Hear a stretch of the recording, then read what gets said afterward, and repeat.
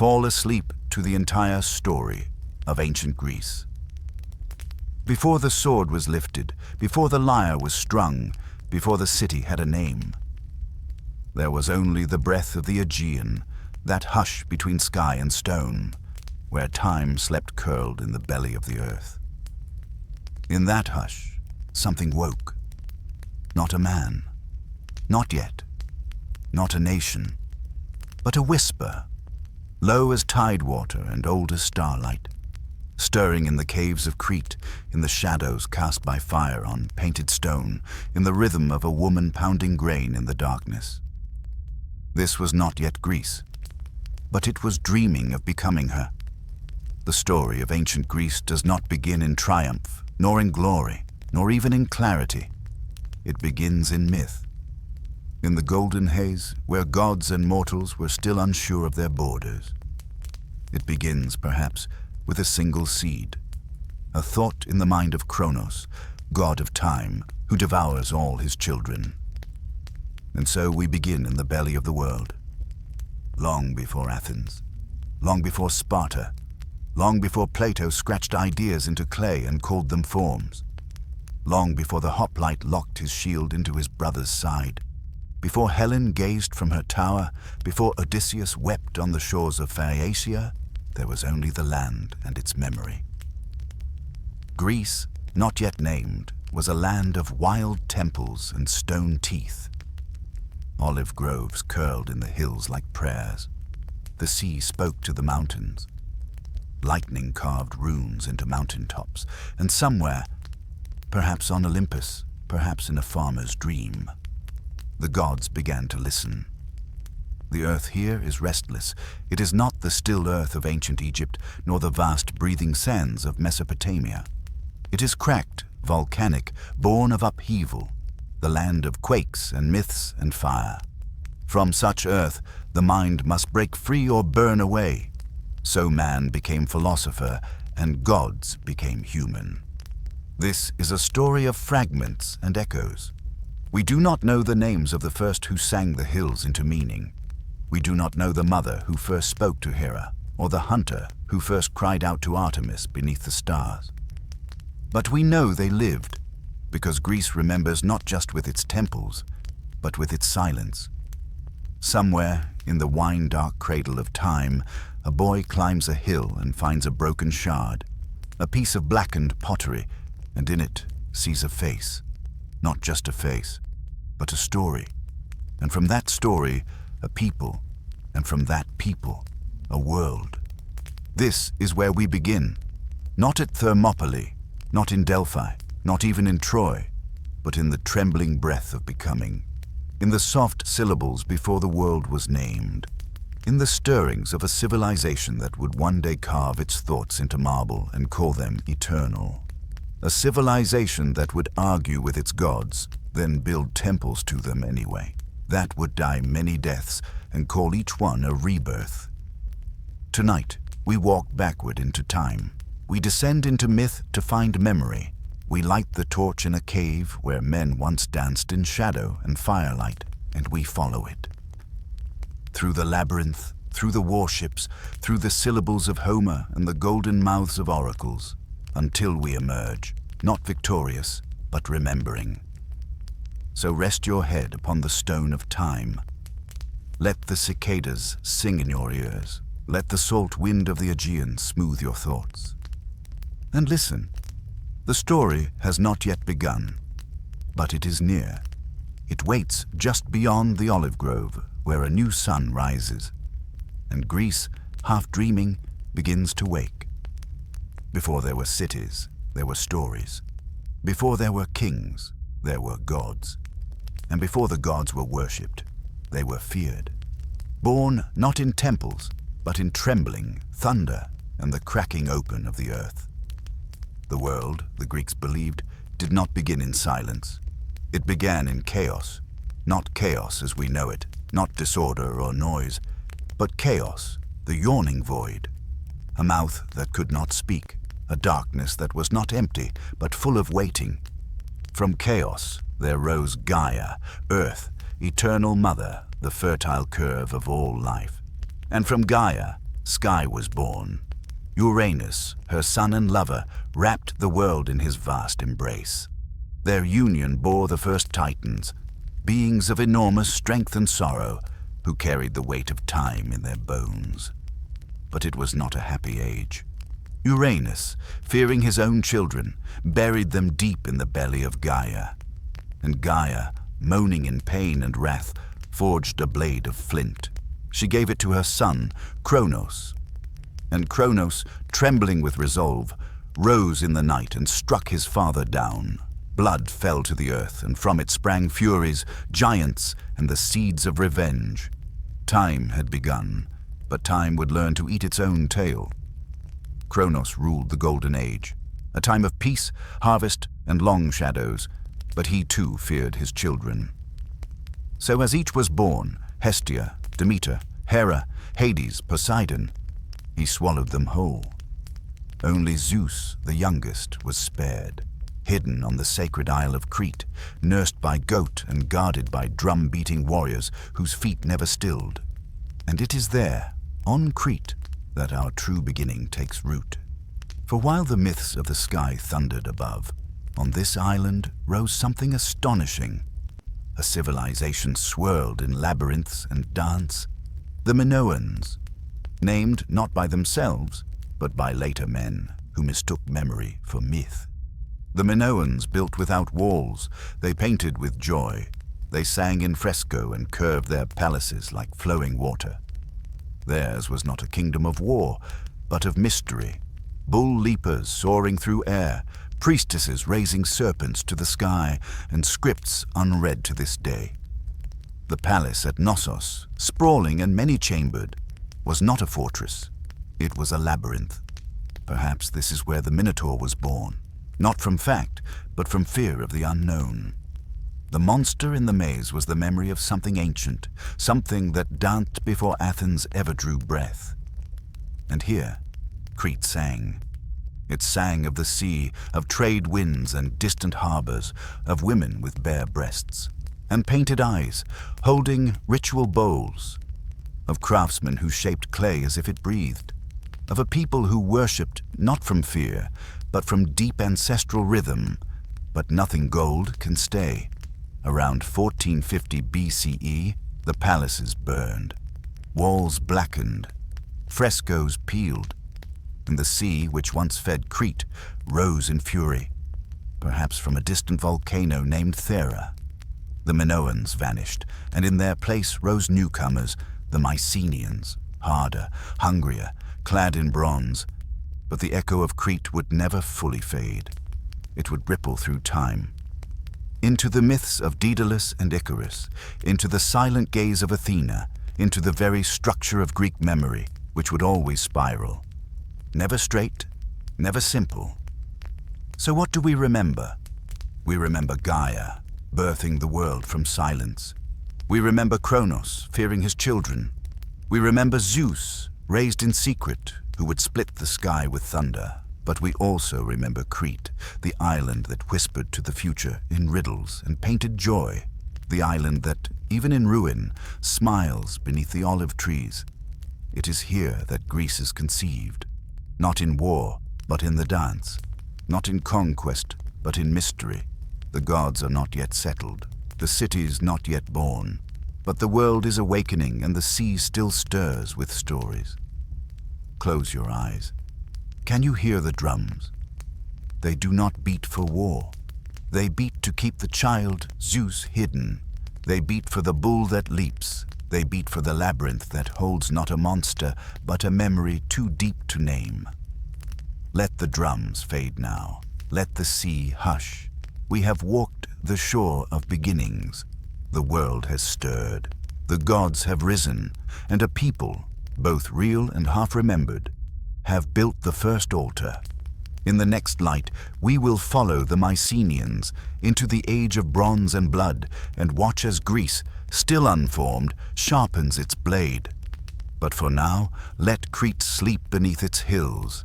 Let the Labries rest, and let the myths curl around you, like the arms of Gaia herself. The sea, once gentle, began to carry sharper winds. Gone were the dancers of Knossos, the frescoed joy and serpent-bearing priestesses. In their place came the clash of bronze, the stamp of hooves, and the smoke of citadels rising like fists from the earth. Crete had whispered, but Mycenae roared. Upon a hill in the northeastern Peloponnese, stone by stone, a fortress clawed its way into the sky. Thick walls, cyclopean, the later Greeks would say, as if only giants could lift such boulders. A single gate, the Lion Gate, arched and solemn, flanked by beasts who watched the world like sentinels carved from memory. Behind those lions, a dynasty took root. Not kings, not yet, but warlords. Masked in gold. Mycenae was no city of philosophers. It was a city of plunderers. Merchants, perhaps, but armed ones.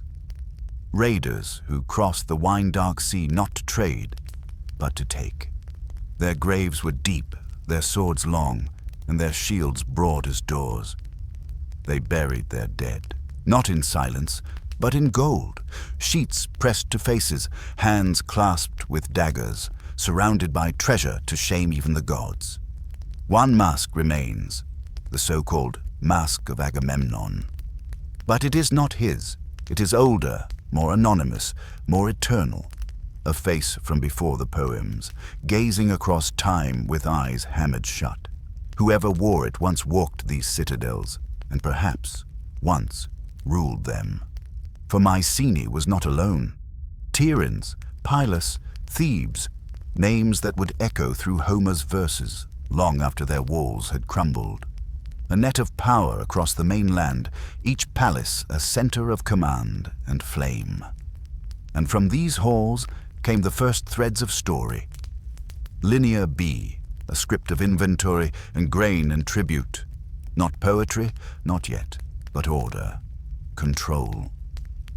The Mycenaeans worshipped the same gods as those who would come later. Poseidon, ruler not only of sea but of earthquakes. Zeus, still gathering his thunder. Hera, already watchful and proud.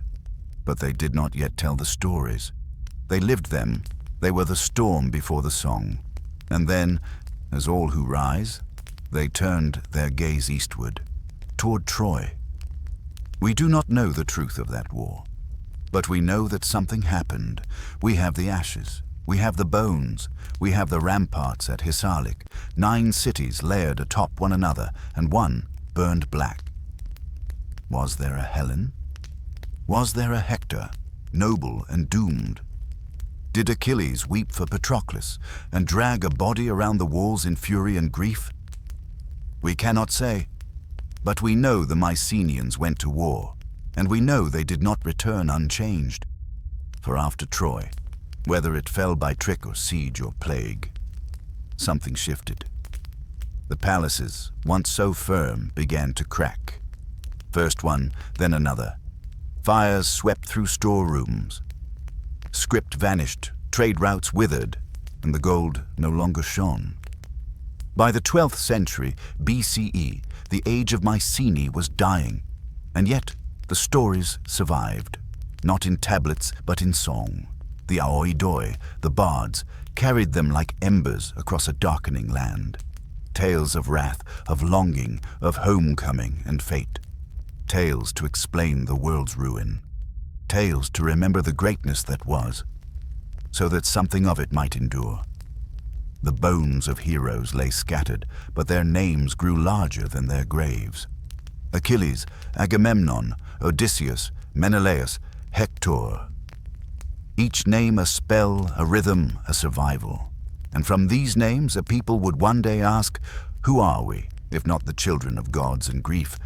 What is Greece, if not memory made flesh? But that moment was still far. Now the cities burned, the palaces emptied, and Mycenae, once crowned in gold, fell to silence. The Lion Gate remained. Stone endures where men do not, but the breath of the land shifted, and for a time, for generations, the Greeks forgot how to write.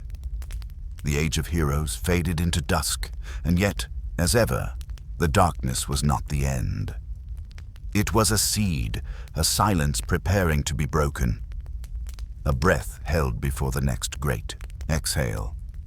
Tonight, as the fire grows low, picture the citadel of Mycenae, torchlight flickering on its steep causeways, soldiers descending with spears in hand, gold glinting in the firelight as a mother whispers to her son the names of his ancestors. Not to boast, but to remember.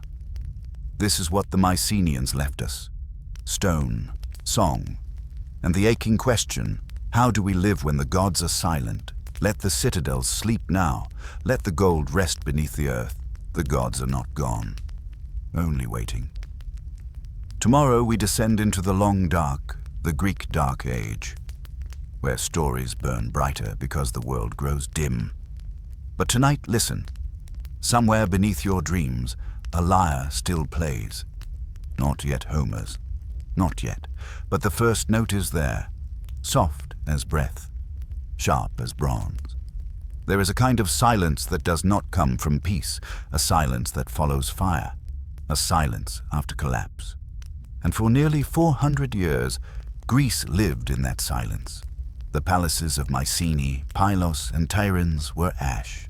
The great storerooms emptied, the linear bead tablets broken. Trade dwindled, the roads grew over, and the scripts, once etched in clay, listing oil and wine and bronze, were forgotten. No new writing would appear for centuries. It was as if the land had drawn in its breath, as if the gods themselves had turned their faces away. This was the Greek Dark Age, but it was not wholly dark. There were still shepherds in the hills, still fishermen threading nets under stars, still mothers naming their children after vanished kings, still hearths and harvest and small prayers whispered to a sky that gave no answer. What was lost was scale. What was lost was memory in stone, but not memory in song. Because in the long dark, the voice remained. The aoidoi, bards and singers, wandered from village to village, carrying with them the remnants of a world in flames. They told of Agamemnon and his doomed pride, of Achilles and his terrible grief, of Helen, whose face had broken the world, of Odysseus, lost at sea, yearning for the smell of his own soil. They did not read these stories. They lived them, spoke them, sang them into the firelight, each telling different yet familiar. A tradition alive not in books, but in breath. And so the myths were carried across generations. Not because they were true, but because they were needed. Needed to explain the ruins, needed to name the bones, needed to give shape to grief. And in the hills, a new Greece stirred. Smaller communities, ruled not by kings, but by basileis, chieftains, strongmen, elders. Iron began to replace bronze, quietly and without ceremony. Tools were sharpened anew. The soil turned again. And slowly, slowly, the people relearned the world. They did not know they were rebuilding. To them, it was survival. But through that survival, a foundation was forming, one not built on gold masks and palatial halls, but on memory, ritual, and song. By the 9th century BCE, change had come. Somewhere, perhaps through Phoenician sailors or trade with eastern shores, a new script appeared. Not linear B, not the old tongue of kings. This was simpler, alphabetic, adaptable. It could capture sound. It could capture song. And so, for the first time, the stories were written. The Iliad, the Odyssey, whether composed by a single man named Homer or forged in the mouths of many across centuries, does not matter. They are more than poems. They are memory crystallized. They are the grave markers of a forgotten world, and from their rhythm a civilization would rise again. But not yet. The 8th century BCE was still a liminal time between dark and dawn, between ruin and reform. But we see the signs. The reappearance of pottery, more intricate and alive. Graves with weapons and offerings, not as rich as the Mycenaeans, but full of reverence. Temples began to rise.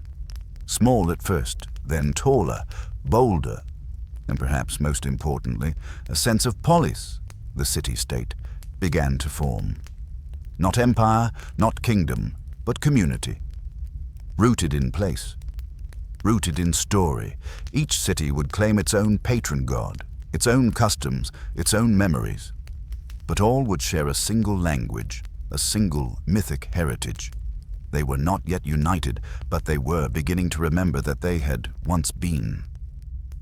This is how the Greeks emerged from the dark, not by rebuilding the past, but by carrying forward what it meant. They did not resurrect the palaces. They created something new. From ashes, a flame, and the gods too were reborn, not distant titans, but personified powers who lived among men. Zeus, no longer just a storm-bringer, but a lawgiver. Athena, not merely warlike, but wise. Apollo, the light of reason and song. Each city would carve its values from these divine forms. Athens from Athena, Delphi from Apollo, Sparta from Ares and order. But that is still to come. Tonight, we sit on the threshold. Behind us, the ruins of Mycenae. Ahead of us, the rise of the Greek city-states. This section of our journey ends not with a climax, but with a candle. Small, steady, persistent. Let it glow in your thoughts as you sleep. The image of a bard by a hearth, telling of a man who sailed for 10 years to come home. Of a war fought not just for pride, but for memory. Let the silence of the Dark Age surround you, but do not fear it.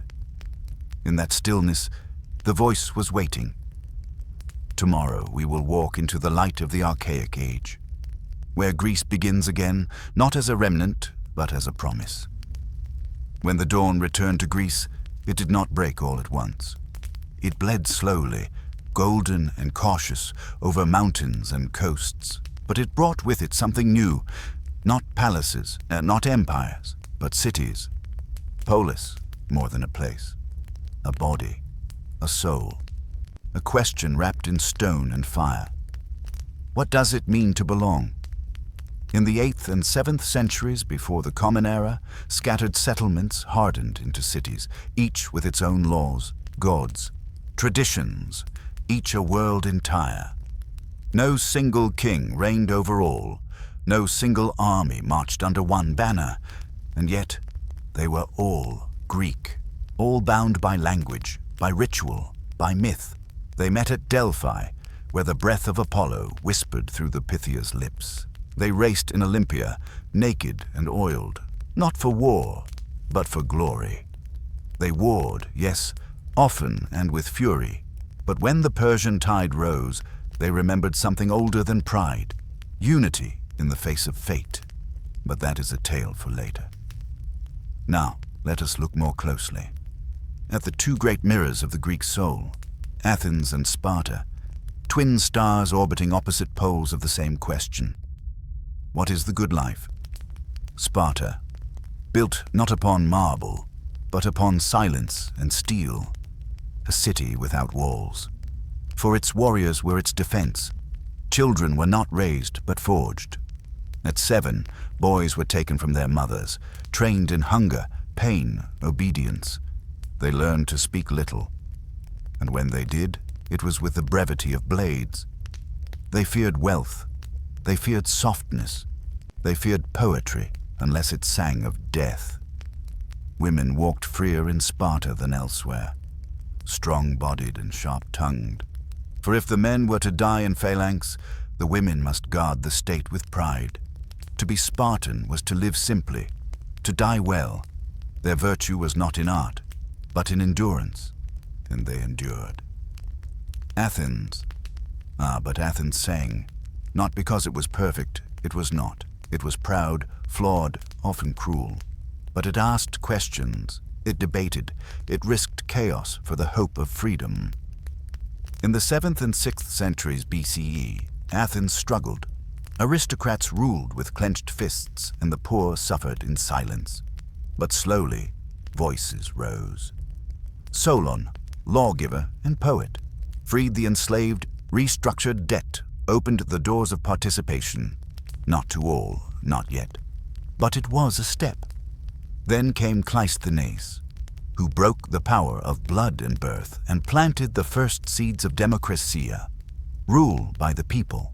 Not just rule, but responsibility. To speak, to vote, to serve. It was messy, it was fragile, but it was alive. Athens bloomed. Craftsmen shaped pottery with stories that curved like rivers. Philosophers would soon walk the agora, questioning the soul itself. Tragedy and comedy were born in its theaters, where men wept and laughed beneath masks, exploring the deepest chambers of the human heart. But even Athens needed enemies to become itself, and one loomed across the sea. A vast empire rising in the east, the Persians. They would come soon, with ships and silver, with kings and commands. But first, let us remain a while in this morning light. Let us walk the streets of a rising polis. Picture the Stoa, shaded colonnades where merchants call, where elders argue politics, where boys play at heroism with wooden swords. Hear the clang of forge and lyre, the hum of grain on stone, the laughter of women at the fountain. This is not myth, this is life. And it is from these city-states, these polis, that Greece will become what the world remembers. They were not perfect. They held slaves. They waged wars. They excluded women and foreigners from the table of power. But still, they carved something from the chaos of collapse. They built a world not on fear, but on logos, reason, word, order. The gods still watched, but now men asked why. Now men debated what justice was, what courage meant, what love could be. The polis was not just stone and law. It was a theater for the soul, and that theater would soon host its greatest trials. The Persians would come, and Greece, these many bickering cities, would have to choose, to kneel or to rise. But not yet. Tonight, let the city lights flicker in your dreams. Small fires in the hills, each one a hearth, each one a question, each one a promise. Let your thoughts drift to Sparta's cold dawn, to Athens' crowded streets, to Corinth's markets and Thebes' stubborn pride. They do not know yet what they are becoming, but something ancient is waking in them, not just the memory of heroes, but the birth of citizens, and with that, a new kind of power, not the strength of one, but the will of many. Let it echo softly in the night.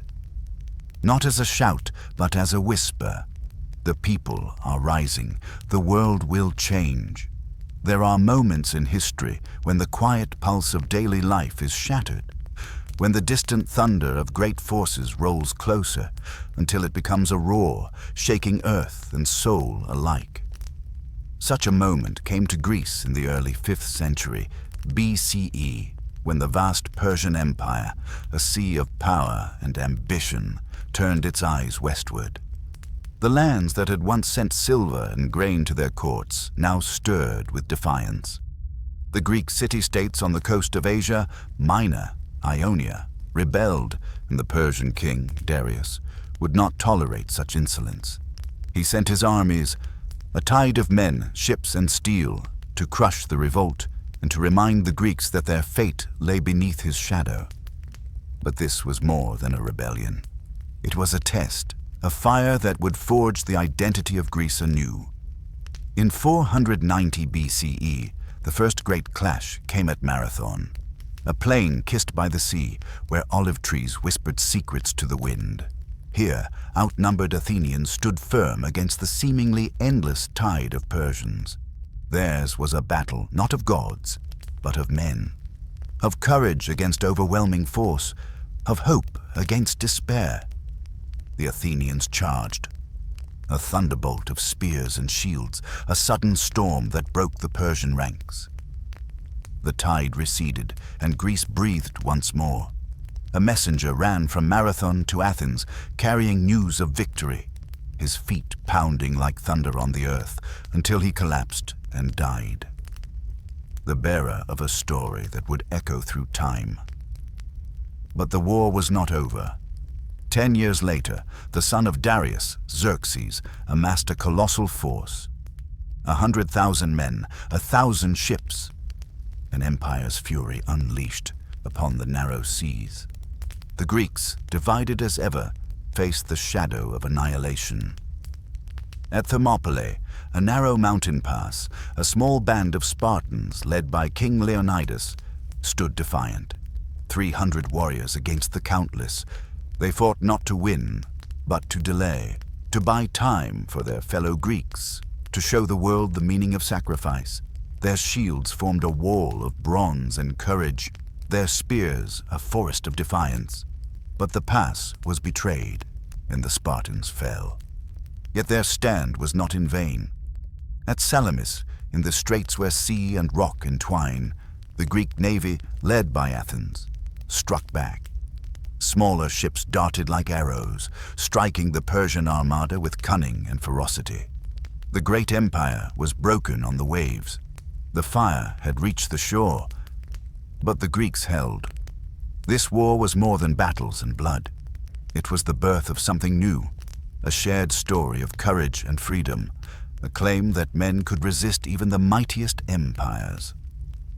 The victory at Marathon became a symbol of what it meant to defend one's home, one's polis, not just with weapons, but with will. The stand at Thermopylae became legend, a story of honor and sacrifice that would inspire generations. And Salamis, the narrow straits where cunning overcame might, a testament to the power of unity and strategy. The Persian Wars shaped the soul of Greece. They forged the idea that a city-state was more than stone and law. It was a living thing, a community bound by shared struggle and hope. From these fires rose the confidence of Athens, and with it, the Golden Age. But beneath the glory, the tension simmered. For Athens, the leader of the coalition, began to transform victory into empire. Allies became subjects, tributes replaced friendship, and in Sparta, the warrior state, suspicion and resentment grew. The seeds of future conflict were planted in the ashes of victory. Yet tonight, we remember the fire, the courage of a few who stood when all seemed lost. Let the wind carry the scent of bronze and salt water, the echo of clashing shields, the whispered prayers of those who knew they might not live, and let us feel the weight of history's breath, how the past is never gone, but lives within us, a flame passed from hand to hand, lighting the dark. Rest now beneath these ancient stars. Tomorrow the story will continue into the age of Pericles, philosophers, and poets, when Athens would dream of greatness and the shadow of war would fall again. The sea calms after the storm, but the air still trembles with echoes, echoes of swords, shields, and the cries of the fallen. From the dust of war, Athens rises, not merely as a city, but as a beacon, a light burning against the gathering dusk of history. This is the Golden Age, the age when stone became poetry, when thought became rebellion, when the city dared to dream. In the years after the Persian Wars, Athens flourished under the hand of Pericles, the great statesman whose vision was as vast as the sea itself. He rebuilt the city's shattered temples, raised the Parthenon, a temple not just to Athena, but to the spirit of a people. It gleamed white against the blue sky, a hymn in marble. Athens became the heart of art and philosophy. Sculptors carved beauty from stone, capturing not just form, but the fleeting breath of the human soul. Playwrights like Sophocles and Euripides filled the theaters with tragedy, exploring fate, guilt, and the gods' inscrutable will. And philosophers, men like Socrates, who questioned all things, who dared to unsettle the very foundation of belief. But this light cast shadows, for Athens' glory was built on power, and power breeds tension. The Delian League, formed to protect Greece from future Persian threats, became an empire in disguise. Tributes flowed into Athens, funding its walls and festivals, its armies and ambition. Sparta, ever watchful, grew uneasy. What had once been allies now eyed each other as rivals. The fragile harmony of the Greek world began to fracture. Inside Athens itself, voices rose in discord. Not all welcomed the growing democracy. Some feared the fickle will of the many, others resented the rule of the few who manipulated the crowd. The city's streets echoed with debates, where citizens spoke with passion and doubt. The agora became a theater of ideas. Freedom and responsibility danced hand in hand. And yet, beyond the city walls, troubles brewed. The island of Delos saw gold flow like water, and Athens' navy spread like a dark cloud over the Aegean. Soon, the inevitable came, the Peloponnesian War, a conflict that would rend Greece in two. For now, though, let us linger in this age of creation and thought, feel the scent of oil lamps flickering in the night, the soft cadence of poets weaving words, the cool marble steps beneath bare feet. Athens was alive, a city awake, dreaming boldly of greatness. But greatness, like all things, demands a price. The philosophers would ask, what is justice? What is the good? What is the soul of a city? And as the city reached for the stars, the shadows grew longer.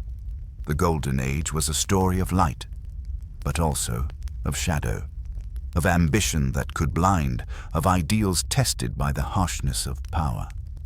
Still, it was a time when the very idea of civilization, of democracy, of art, of reason, was born and shaped. A time when men and women looked up at the gods, but also within themselves. Rest now, and let the Parthenon's marble glow soften in your mind. Let the voices of poets and philosophers fade to a quiet hum. Tomorrow, the winds of war will howl again, and the fragile dream of Athens will be tested by friends and foes alike. The brightness of Athens' golden dream began to dim, not with a sudden blaze, but with a slow, insidious fracture. A rift carved not by enemies from afar, but by those who once stood side by side. The Peloponnesian War, a long shadow cast, upon Greece was not merely a battle of armies, but a war of souls. A conflict born from fear, pride, and fragile trust. For decades, Athens and Sparta had stood as titans, each a pillar of a different world.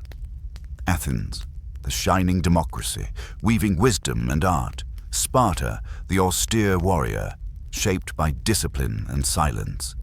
They shared blood and tongue, but not vision. The Delian League, once a shield against Persia, had grown heavy with Athens' will.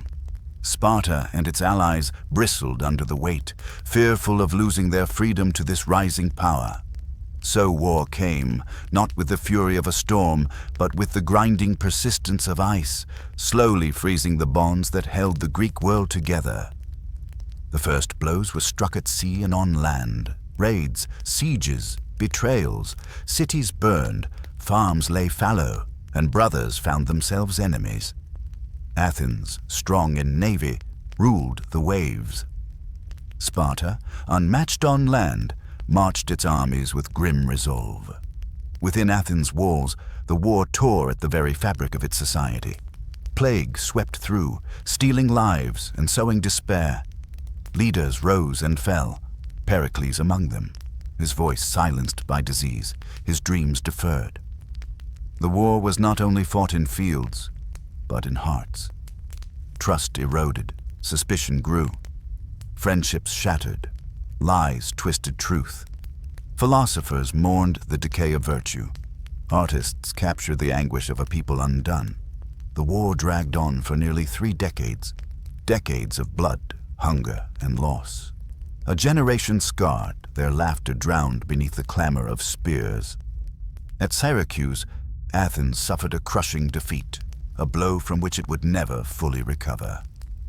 Sparta, aided by Persia's gold, tightened its grip. In 404 BCE, the walls of Athens fell silent. The proud city was humbled, its democracy shattered, its spirit bruised but not broken. Yet even in defeat, Athens held a flicker of hope. Its legacy would outlast swords and empires, for in the ruins, seeds of thought and art lay waiting to bloom once more. The Peloponnesian War was a painful reckoning, a reminder that power, unchecked, corrupts, that pride can blind even the wisest. But it also revealed the resilience of the polis, that beneath the fractures, the heartbeat of community endures. So tonight, listen to the quiet after the storm. Hear the whispers of fallen soldiers, the mournful cries of widows, the soft footsteps of philosophers seeking meaning in the rubble.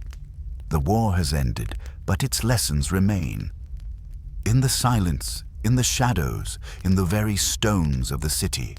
Rest now, for tomorrow we journey to the age when new voices rise, when Greece will give birth to thinkers who question the heavens and the earth alike.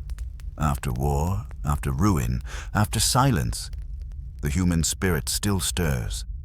From the shattered stones of the polis, new voices rise, not bearing swords, but questions. It is now the twilight of the 5th century, BCE. Athens, humbled by defeat, wears its wounds like a faded crown. Its temples still stand, but its glory is dimmed. And yet beneath the bruised marble colonnades, a revolution of the mind begins. It begins with a man who walked barefoot through the marketplace, a man with no scrolls, no wealth, no title, only questions. Socrates. He was no priest, he built no city, he wrote no words, but he changed everything. In the agora, he stopped strangers with a gaze that pierced. What is justice? What is courage? Do you know yourself? He questioned the poets. He questioned the generals. He questioned the gods. He believed the unexamined life was not worth living, that wisdom was not in knowledge, but in the humility of knowing how little one truly knew. He had no school, only followers, young men drawn to his honesty and fire. To some he was a gadfly, a nuisance that disturbed the comfort of certainty. To others, a torchbearer in the darkness. But Athens, scarred and uncertain, grew tired of his questions. They feared his influence, feared that he had poisoned the youth with doubt. So they judged him, and they sentenced him. In a small chamber, he drank the poison hemlock, not with fear, but with calm. He spoke to his friends until his legs grew heavy, and then he was silent. Socrates died, but his questions lived on. One of those who sat at his feet was a young man whose thoughts turned inward like rivers seeking their source. His name was Plato. Grief-struck, Plato left Athens. He wandered through lands and thought, and when he returned, he founded a school, the Academy, a grove where the seeds of philosophy would take root for centuries. Plato dreamed of a world beyond the senses, a realm of perfect forms, justice, beauty, truth, unseen, but more real than anything the eye could behold. He saw the soul as eternal, bound to the body like a bird to its cage, longing to return to the light. In his dialogues, Plato gave voice to Socrates once more, turning memory into philosophy, pain into purpose. And he dreamed of a city ruled by wisdom, a philosopher king, one who loved truth more than power and governed with the calm of the soul aligned. But Plato's vision was not yet the end. From the roots of his thought, another mind would rise. Aristotle, his student, would challenge his master and reshape the very structure of knowledge. But that is for another night. Tonight, we rest beneath the olive trees, in the shadow of Socrates' courage, in the quiet rhythm of Plato's words. The age of warriors has passed, the age of thinkers has come. It was not built with stone or spear, but with questions, and though empires may rise and fall, ideas endure. So let us close our eyes now and walk through Plato's cave, where shadows flicker on the wall and the light of truth beckons from beyond. Beyond the worn and weathered hills of Athens, past the broken luster of the once proud polis, a wind began to stir in the north, not in temples or academies, but in the highlands of a land called Macedonia, where the mountains stand cold and kings raise sons to carry steel.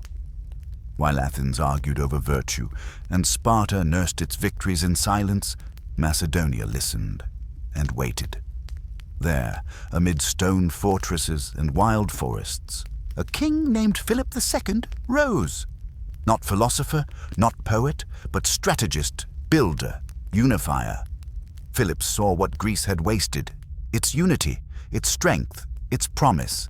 He forged a new kind of army, phalanxes like iron jaws, horsemen like thunder rolling over the plains. He did not seek to destroy the city-states, but to bind them, to turn the fractured body of Hellas into something whole. And slowly, through bribe or blade, he succeeded. But Philip's vision did not end with Greece.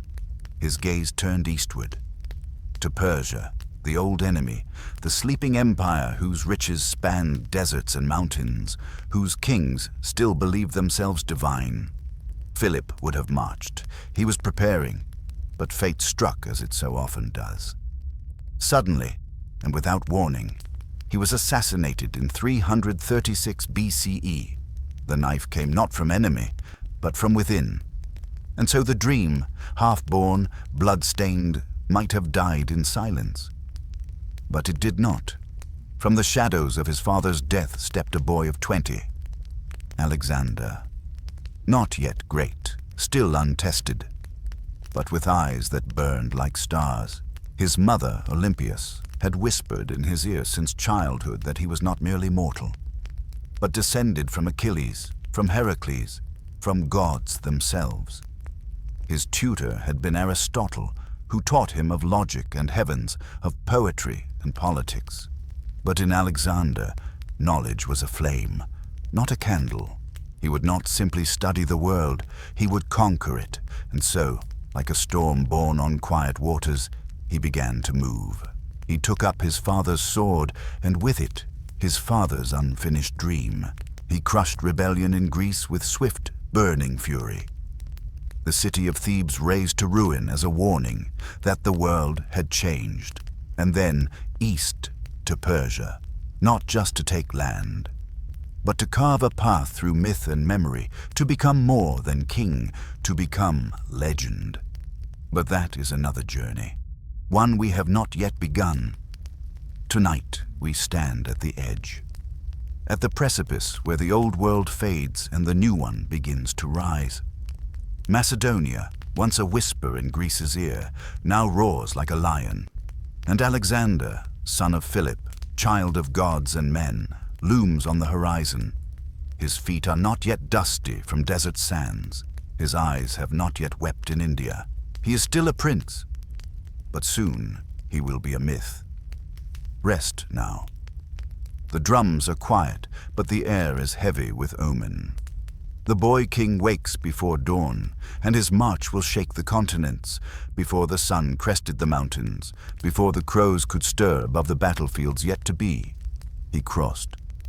Alexander, son of Philip, barely a man, already a storm, led his army across the Hellespont, that narrow thread of water separating Greece from the Persian world. He did not simply march. He made an offering. At Troy, he paused to honor Achilles, his ancestor, his mirror.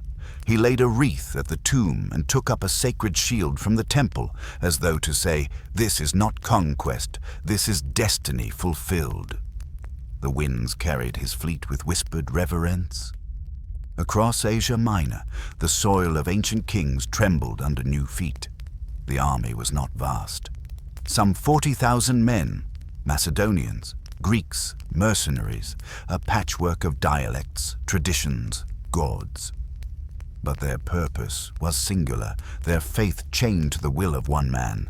He was no tyrant to them. He ate with them. He fought beside them. He knew their names, their fears, their stories, and when he spoke, they heard not merely orders, but vision. The Persian Empire loomed ahead, a continent of palaces, satraps, silver, a world whose cities spilled with silk and incense, a kingdom of 1,000 languages and roads. But it was not united. Darius III ruled, but from afar, and in the fringes of his empire, satraps squabbled, jealous and slow to defend.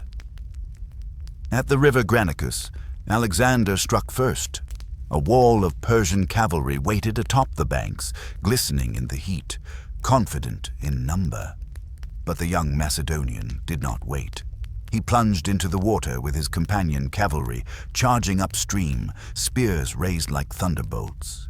It was a gamble, one he had no right to win. And yet he did. The Persians broke. Their generals fell.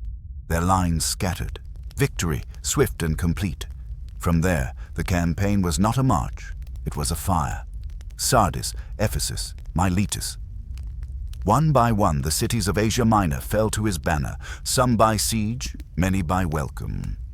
For Alexander was not just a destroyer, he was a liberator, at least in appearance. He restored temples, spared civilians, spoke of brotherhood between Greeks and barbarians.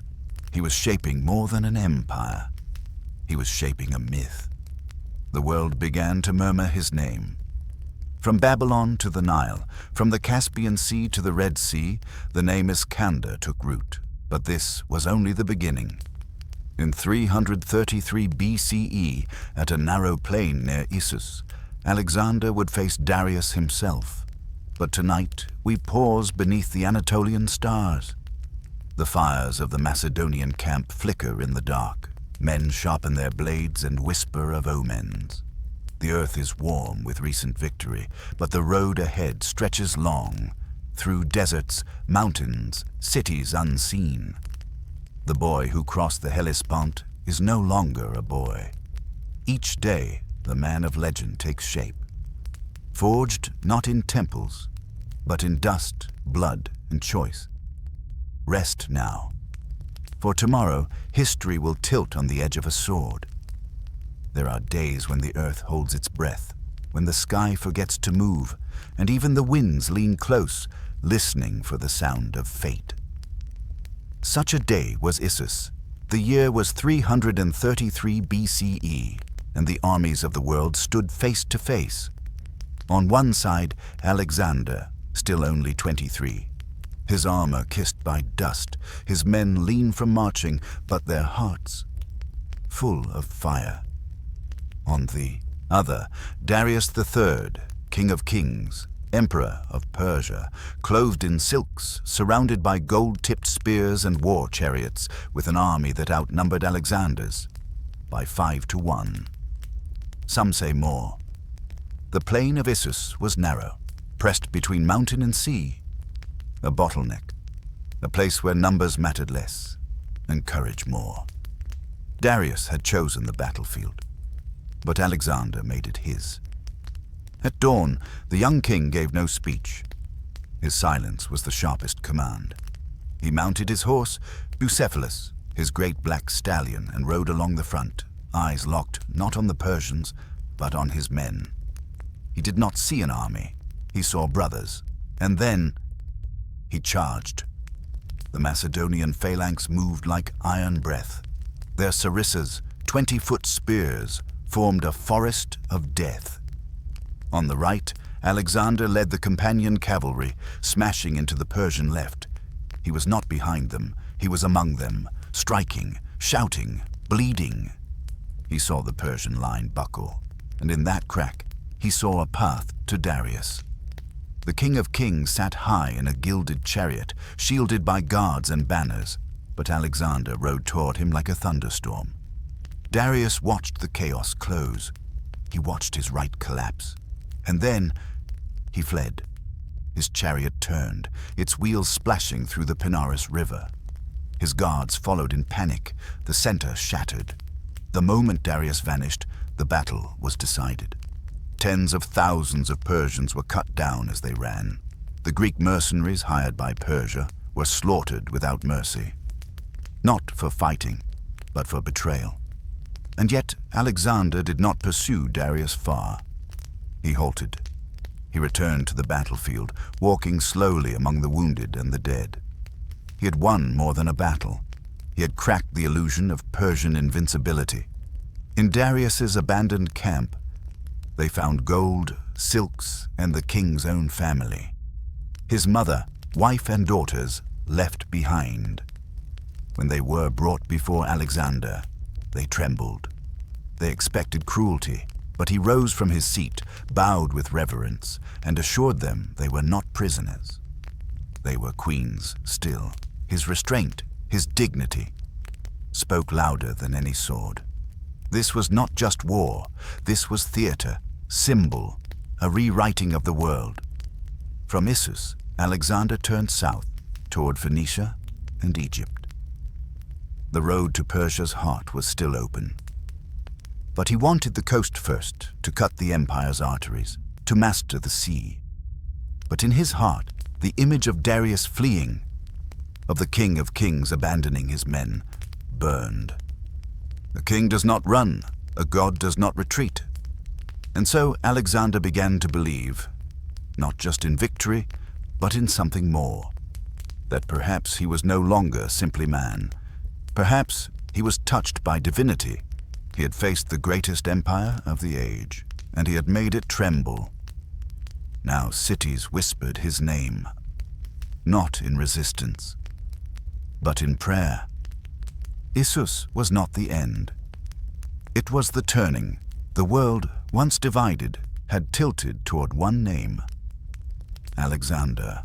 The wind had shifted, not just across the sea, but through history. Alexander had broken the armies of Darius at Issus.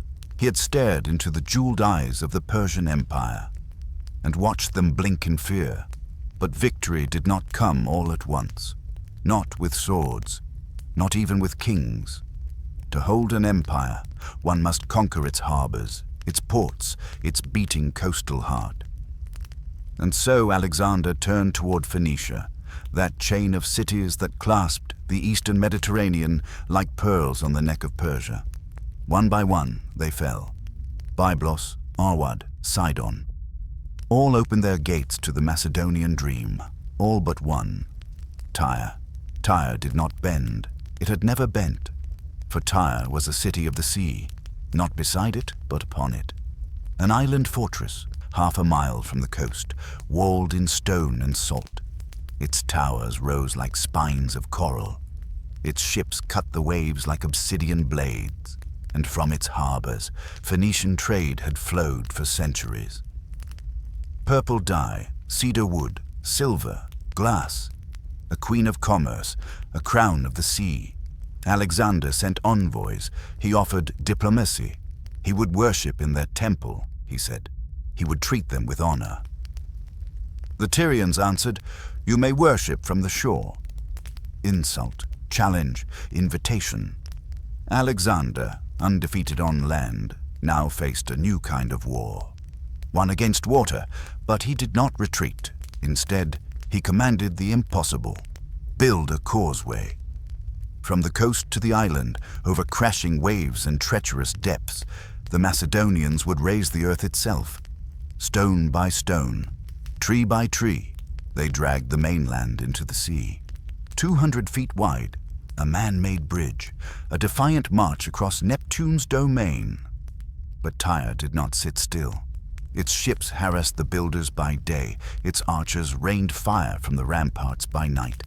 They sent a burning vessel to crash into the half-built mole, and the sea lit red with flame. The siege lasted 7 months. 7 months of salt and sweat.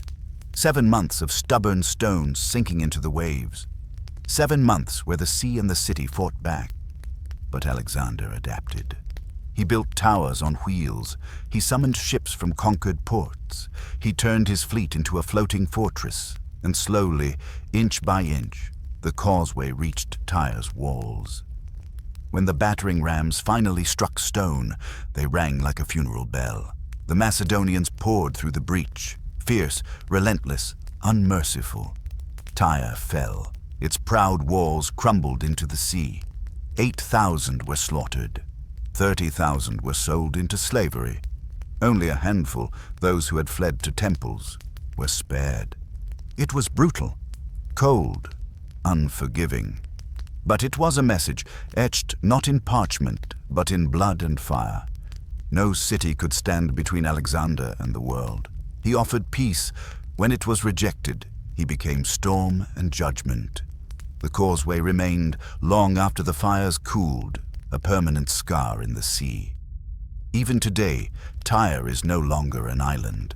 The land remembers. And Alexander, he stood on the smoking ramparts, his eyes already turning south, to Egypt, where the Nile whispered prophecies of pharaohs and gods. But in that moment, with salt on his lips and smoke in his lungs, he was no longer merely king. He was a force. Not only had he defeated armies, he had bent geography. He had brought the land to the sea. Sleep now, the tide has receded, but the weight of those stones still echoes beneath the waves. Tyre dreamed it was eternal. Alexander proved otherwise. The desert stretches endless, a sea of sand, a breathless silence, where time slips away like grains between fingers. It was here, amid the shifting dunes of Siwa, that Alexander sought more than conquest. He sought meaning. The oracle of Ammon, a place where gods spoke through silence, where mortal and divine blurred like heat upon the horizon. The journey was long, tiresome for men and beasts alike, but Alexander rode with a fierce purpose, driven not by hunger for land, but by thirst for truth. He arrived at the oasis, a green jewel encircled by palms, a pool of stillness beneath the burning sky. Inside the temple, shadows danced on stone, the air thick with incense and mystery. Alexander, draped in the armor of kings, bowed before the altar. He did not ask for victory, nor for gold, but for his place in the cosmos. The priests whispered, the winds whispered, and then the voice came. The oracle spoke not with words, but with a vision, a revelation cloaked in riddles and light. It declared that Alexander was the son of Zeus Ammon, born not merely of mortal blood, but of divine fire, a king among men, a god among kings. This was not mere flattery. It was a transformation. From that moment, Alexander walked differently. His gaze held the weight of eternity. His steps echoed with a new certainty. He was no longer just a conqueror. He was a living myth. The story whispered across the sands. The pharaoh who came from the gods, the king who bridged earth and heaven.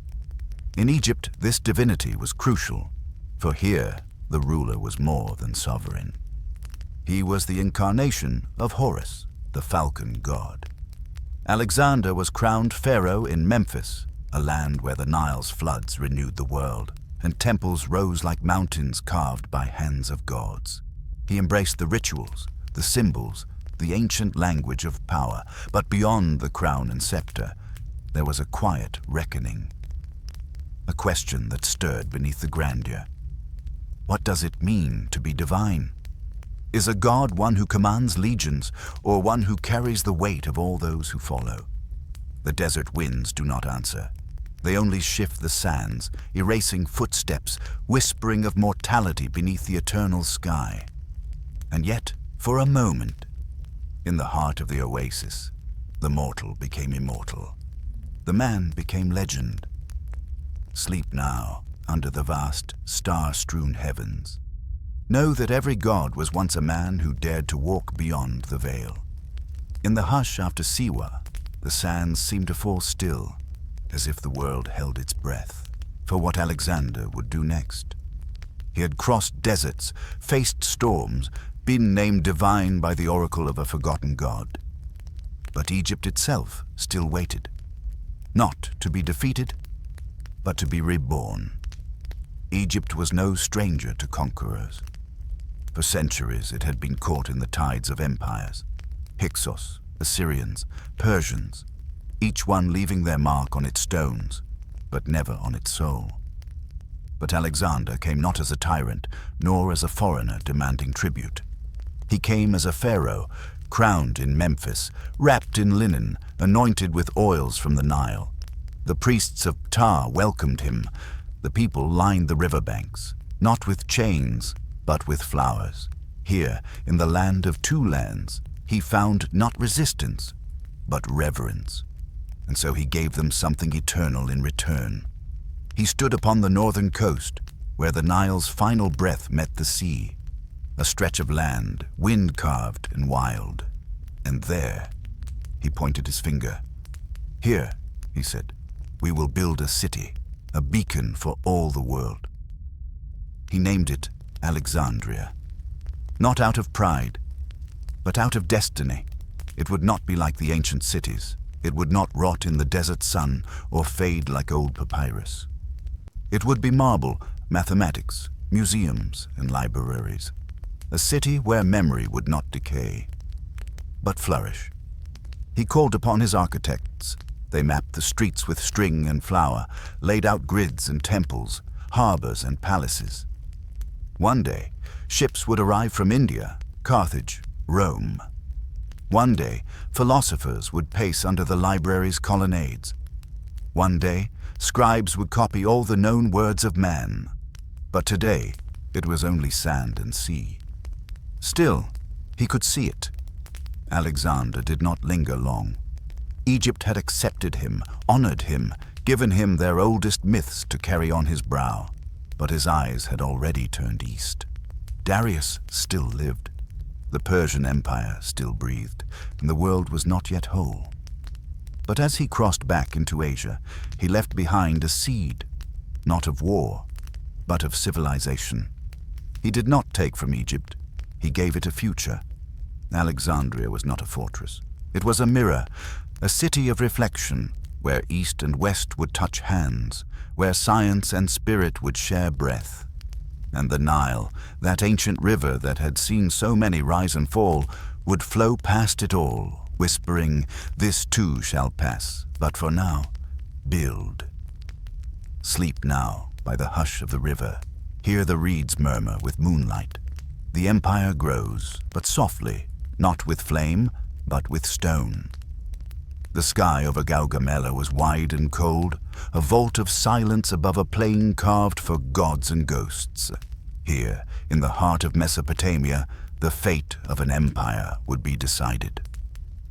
Darius waited.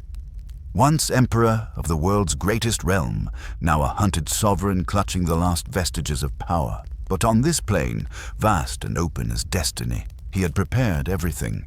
He had cleared the fields for his war chariots, flattened the earth with thousands of laborers, so the wheels might spin, death with perfect precision. He had summoned all the East, Scythian archers, Bactrian cavalry, Indian war elephants, even Babylonian astrologers to read the stars. 1,000,000, they said. Though the truth was less, the fear was not. Across the desert, Alexander marched, with fewer men, but more resolve. He had crossed from Egypt, carried divine favor from Siwa, left cities blooming in his wake. And now he stood with 47,000 souls, facing a force 3, perhaps 4 times greater. But it was not numbers he brought. It was a mind sharpened by battle and a will honed by vision. Before dawn, Alexander prayed. He did not beg for survival. He asked only to be remembered, as one who had dared. Then came the sun, and with it, war. The Persians opened with fury. Chariots raced across the plain, scythes on their wheels, cutting the air with metallic screams. The elephants followed, trumpeting, snorting, unstoppable. But Alexander had studied this moment like a scholar dissects a sacred scroll. He angled his men into a slant, drew the Persian right into the void of open land, and then he struck. With his companion cavalry, he surged into the heart of the line, straight for Darius. They say the Macedonian king rode like thunder, his lance held like fate, his eyes locked on a distant, fleeing crown. Darius saw the breach, saw the dust rising like a wave to swallow him whole. And once again, he ran. For the second time, the great king abandoned his throne to the desert. The battle turned. Without the spine of command, the Persian army crumbled. The elephants panicked, the chariots burned, the Macedonians pressed forward, relentless, disciplined, fierce. But Alexander called them back. He had heard a whisper through the din that his left flank had been overwhelmed, that the Persian cavalry was cutting down the Greek mercenaries. So he turned from triumph to duty, from victory to loyalty. He rode back across the battlefield, not to chase a king, but to save his men. And in doing so, he did more than win. He bound his army to him, not through fear, but through sacrifice. When the dust cleared, the plain of Gaugamela was a graveyard of empires. Over 50,000 Persians lay fallen. The once mighty force of the Achaemenid world lay shattered, and Alexander stood unbroken. He did not gloat, he did not kneel. He looked east toward Babylon, Susa, and Persepolis. Toward the throne he had now taken, not by bloodline, but by fire. Gaugamela was not just a victory, it was the eclipse of the old world. The East had crowned its final king. The West had claimed its place in the story of stars. Sleep now under the ghost light of lost crowns. The horses have ceased their charge. The swords rest in the soil, and the winds whisper one name: Alexander.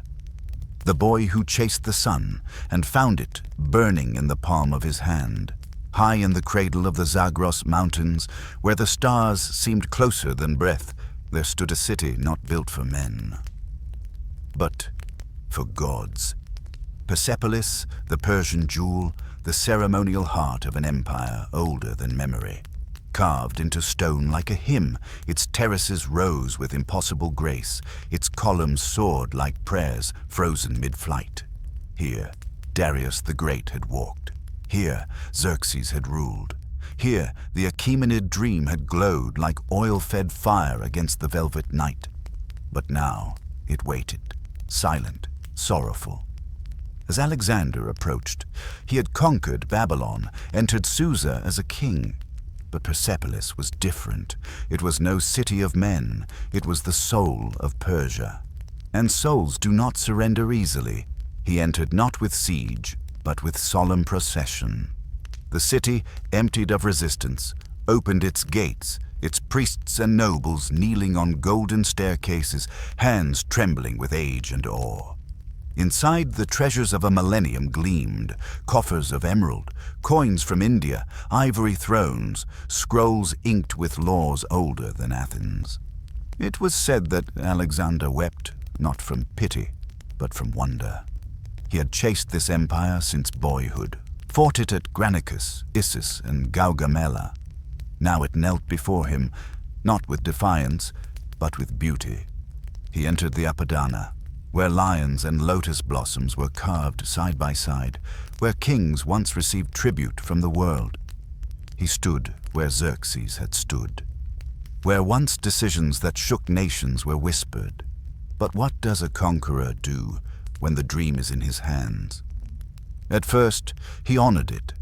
He paid the workers, walked among the scholars. He offered sacrifices at the temples and drank with the nobles in their halls. But then came the feast. The wine flowed like rivers from the Zagros. Music filled the courtyards. Peacocks roamed between marble columns, and dancers spun like smoke above flame. At the height of the revelry, a woman stood, her name forgotten in history, yet her act eternal. She was Greek, a courtesan perhaps, or a priestess of Dionysus. She raised her cup and said, "Shall we not avenge Athens? Shall we not repay Persia for the burning of our temples?" The room fell silent, as silence does before a storm, then laughter, then fire. They say Alexander hesitated, that he watched as torches were lit, as flames kissed cedar beams and danced up ivory walls. They say he joined them. They say he led them. That night, Persepolis burned, not as a siege, but as a sacrifice.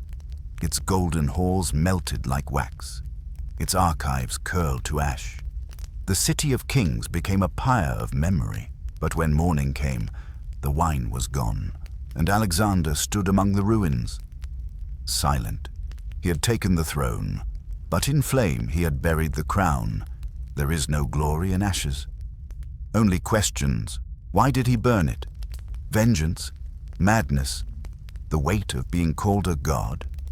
Perhaps he sought to end the past, to wipe the slate clean so no other king could rise from it. Or perhaps the fire was his mirror, a reflection of the flame burning in him, bright, terrible, consuming. After Persepolis, he changed.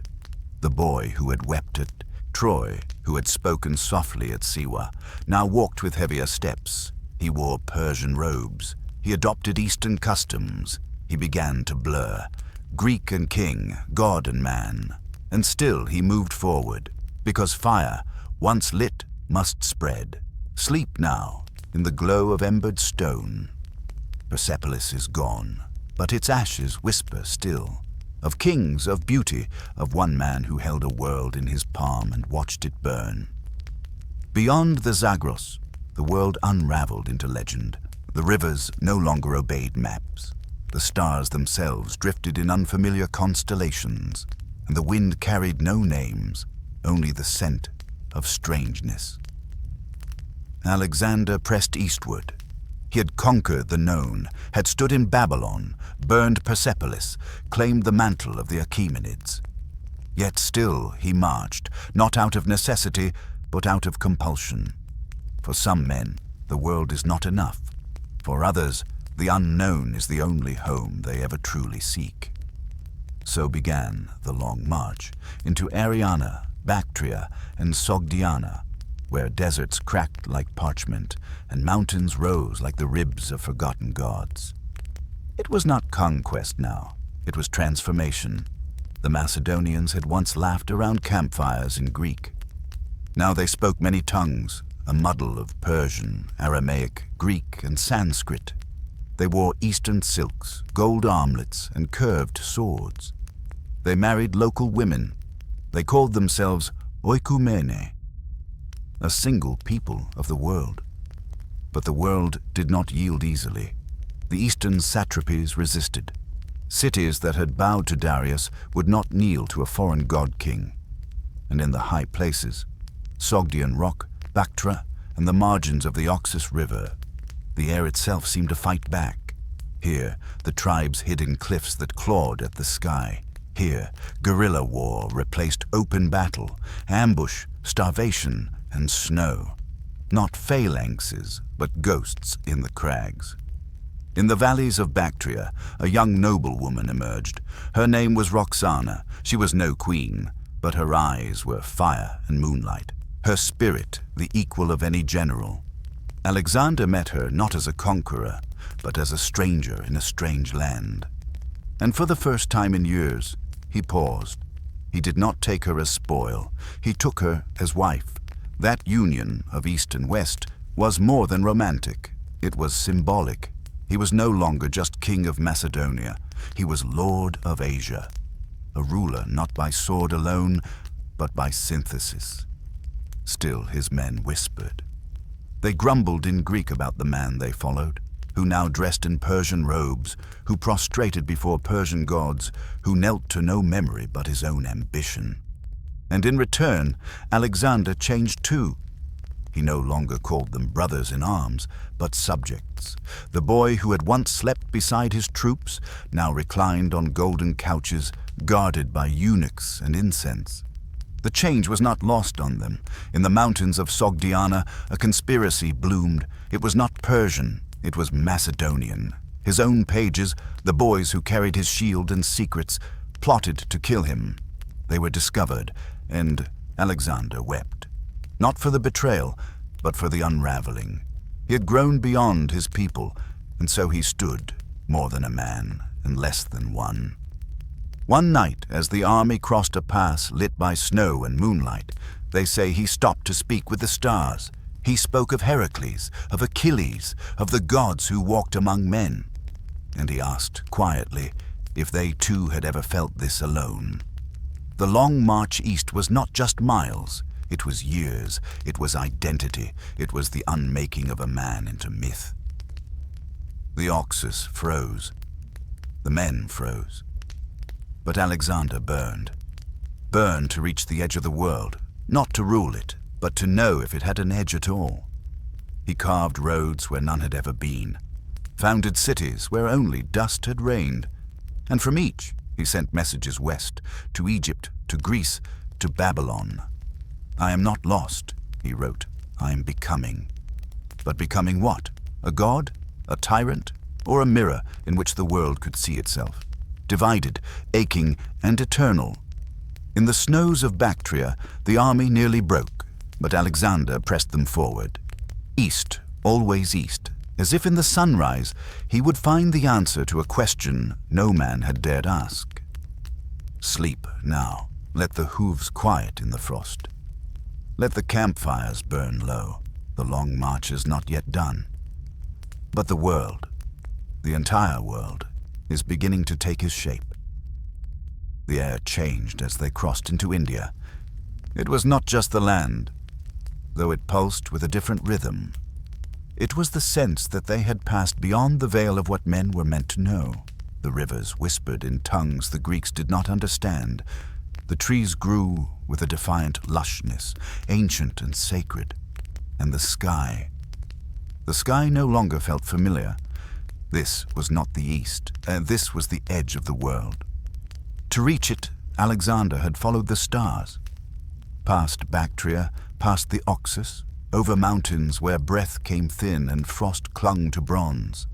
And now the descent began, down into the Indus Valley, where elephants roamed like moving temples and the gods wore new faces. He had entered a land older than Greece. Here, kingdoms rose like echoes.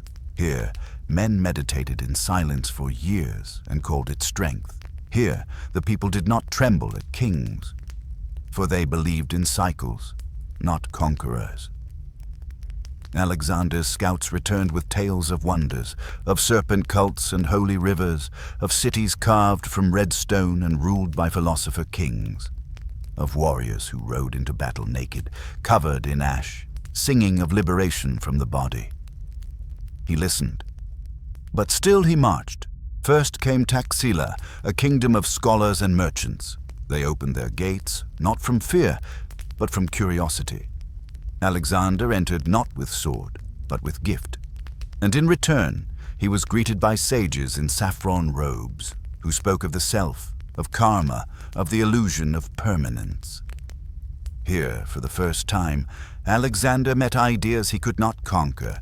He sat under trees and listened to men who claimed nothing, men who renounced wealth, women, war, men who had no armies, only stillness. And he wondered, was this the wisdom he had chased? But there was no time for stillness, because beyond Taxila stood Porus, a king of elephants and iron will. Porus did not kneel, he did not send tribute, he did not beg. He stood, a giant among kings, waiting at the banks of the Hydaspes River. Alexander faced him in the monsoon. Rain churned the earth to blood mud. Lightning cut across the sky like a prophet's blade, and the Hydaspes raged, swollen with fury. Alexander crossed anyway. At night, under cover of storm and silence, he led a small force upriver, crossed on rafts and rough-hewn boats, and descended on Porus like thunder clothed in steel. The battle of the Hydaspes was not the largest he had fought, but it was the most brutal. Porus rode atop an elephant taller than any steed. His archers fired from towers. His beasts trampled phalanxes as if they were fields of wheat. Alexander had never seen such war. It was myth brought to life. The air stank of trampled flesh and broken tusk. The Macedonians, drenched and battered, held their lines only by will. But in time, the phalanx pierced the wall of beasts. Archers found eyes and joints. And Porus, though wounded and surrounded, did not flee. When Alexander approached him, curious, impressed, he asked, "How shall I treat you?" Porus replied, "Like a king." And Alexander, moved, honored him. He gave Porus his lands, allowed him to rule as vassal. For he had seen in Porus a reflection of himself, not a man, but a force. The army, however, had reached its limit. They looked east and saw only jungle and rain and 1,000 more rivers to cross. They heard whispers of a vast kingdom beyond the Ganges, richer and deadlier than anything before. And they said, "No more." They wept. They begged. They offered sacrifices. They had marched for 8 years, across deserts, over mountains, through cities and wars and dreams. And now they stood at the edge of a world they no longer understood. Alexander raged. He pleaded. He spoke of glory, of the ocean beyond the Ganges, of becoming not just a king, but a myth eternal. But even gods must yield. He turned back. In the quiet of his tent, he wept, not in defeat, but in longing. For there was no farther east, only return. The edge of the world had been reached, not as a cliff, but as a truth that no empire is endless, that no heart, not even Alexander's, can bear the weight of forever. Sleep now. Let the jungle soften behind you.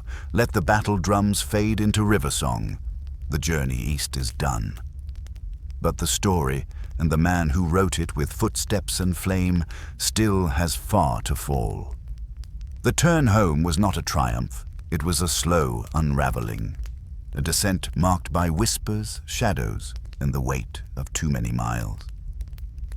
Alexander and his weary host began the journey down the mighty Indus River, following the waters that promised return, but carried only silence and discontent. The great river flowed, torrential, deep and ancient. A serpent winding toward the sea, but in its coils it held memories of all who had passed. The men, once burning with fire and ambition, now walked in a haze. They saw not glory, but ghosts. They felt the dust of forgotten cities in their bones. They heard the soft curses of the land. With each step, Alexander's godlike aura dimmed. The men saw a man, vulnerable beneath his crowns and robes. His triumphs felt brittle, like crystal touched by winter's breath. And the great empire he forged began to crack. In the sweltering heat of Gedrosiah, the desert awaited, a vast expanse of flame and stone.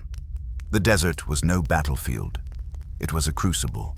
There was no water but the sun's scorched promise, no shade but the mirage's cruel whisper. The army staggered. Men fell like broken statues, their skin scorched, their minds unmoored. The desert was a merciless judge, stripping away flesh, courage, and hope. Yet Alexander pressed on. Was this penance or pride? He walked among his dying men, offering words heavy with meaning, but light as dust on the wind. They looked to him not as a god, but as a man who would not die quietly. At night, by campfires that barely kept the cold at bay, he spoke softly to his generals, confessing fears he dared not voice in the daylight. He spoke of death, not as an enemy, but as an old friend waiting patiently in the dark. The army, fractured and ghost-like, survived by the thinnest thread. When they finally emerged from the desert, the men were shadows of themselves, haunted by what they had lost. Alexander's dream, the empire without end, was bleeding away into dust. And then came the silence. Babylon called him back. The city that once crowned him king now awaited him like a tomb. The palace was grand, but the halls echoed empty. The gods seemed distant, and the men who had once shouted his name now spoke only in whispers. Here, in the heart of Mesopotamia, Alexander's body began to fail. Some say the gods cursed him, others say it was the desert's revenge. Perhaps it was simply time. His breath grew shallow, his eyes, once bright with fire, dimmed to embers. And as he lay on his deathbed, surrounded by those who would inherit his fractured dream, he whispered words that would echo through the ages, to the strongest. But strength, like all things, is fleeting. The empire he built, vast, brilliant, and impossible, began to crumble the moment he closed his eyes. His generals, once loyal shadows, turned on one another. Borders blurred. Cities revolted, and the dream dissolved into 1,000 shards. Yet in that dissolution, in that breaking, a new world was born. The melding of East and West, the blend of Persian fire and Greek reason, of Egyptian mysteries and Indian wisdom. Alexander had set in motion a story not of conquest alone, but of connection. A story whispered by the desert winds, sung by river currents, carved into the stones of forgotten cities. Sleep now, traveler. Let the sands settle. Let the river carry away the last echoes of empire.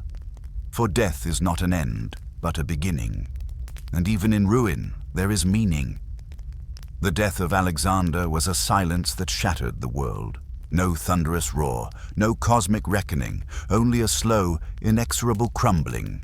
His empire, vast as the sky once imagined, fractured like ancient pottery thrown to the ground. Not with a clash of swords alone, but through the subtle unraveling of loyalty, the grinding wheels of ambition, and the shifting sands of time.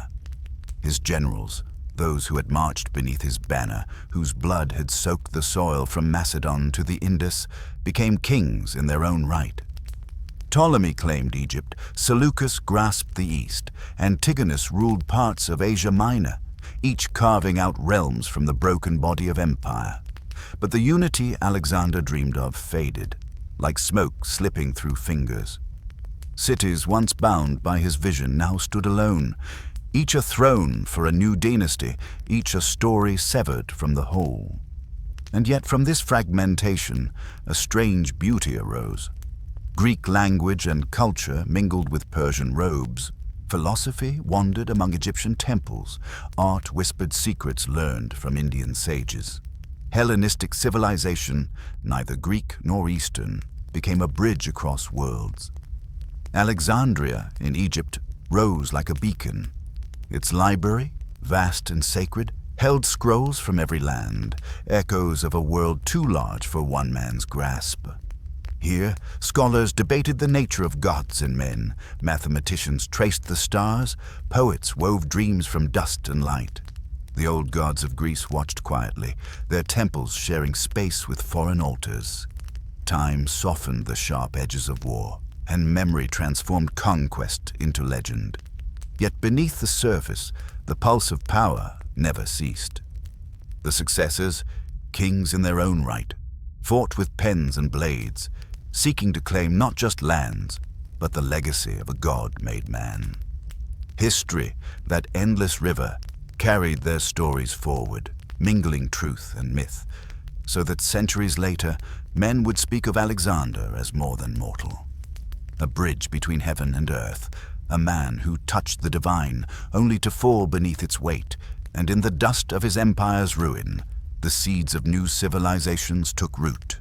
The world he shaped was no longer a map of borders, but a tapestry of cultures interwoven, each thread vibrant with its own life. In this mingling, identity was redefined, not as a fortress against the other, but as an invitation to remember, to forget, to carry forward the stories that bind us. Sleep now, with the knowledge that endings are but beginnings unseen, that even in shattering there is creation. The empire may have fallen, but its soul lingers, a quiet whisper beneath the endless sky.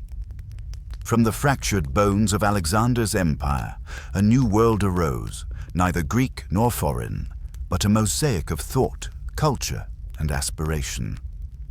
This was the age of Hellenism, where the light of the Greek mind mingled with the ancient wisdom of the East, and the horizons of human possibility expanded beyond all previous reckoning.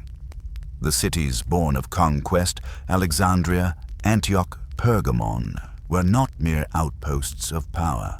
They became crucibles of culture, where scholars, poets, philosophers, and scientists gathered. Within their marble halls and sunlit libraries, ideas were not chained to tradition, but freed to wander, question, and grow. In Alexandria, the great library stood as a temple to knowledge, a place where papyrus scrolls held the secrets of every land. Philosophers debated the nature of the cosmos, Mathematicians traced the stars' celestial dance, and physicians sought to understand the mysteries of the body and soul. It was here that Euclid drew his lines and shapes, sketching the foundations of geometry that still hold sway. Here, Eratosthenes measured the Earth's curve, proving that the world was round, a sphere floating in the infinite. Philosophy, too, found new voices. The Stoics taught that virtue was the highest good, that wisdom came from living in harmony with nature's laws. The Epicureans whispered of pleasure not as excess, but as the quiet joy found in friendship and freedom from fear. The Hellenistic mind was restless, always searching. It looked eastward toward the teachings of the Buddha and westward toward the mysteries of the Mediterranean gods. It embraced syncretism, the blending of beliefs, seeing in diversity not contradiction, but a deeper unity. This was a world where art flourished, where sculptures captured not only gods and heroes, but ordinary people, caught in moments of joy, sorrow, and thought, where theaters echoed with the laughter and tears of tragedies, and mosaics told stories in stones colored like the sunset. Yet beneath this flowering of culture, the shadow of empire lingered. Kings and rulers still fought for dominion, but their wars were often waged in courts and mines, rather than on blood-soaked fields. Trade routes stretched from the shores of the Mediterranean to the bustling markets of India and beyond.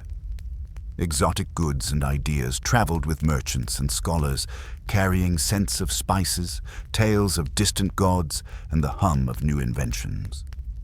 And so, the Hellenistic world became a bridge, a passage between the ancient and the modern, between East and West, myth and reason, chaos and order.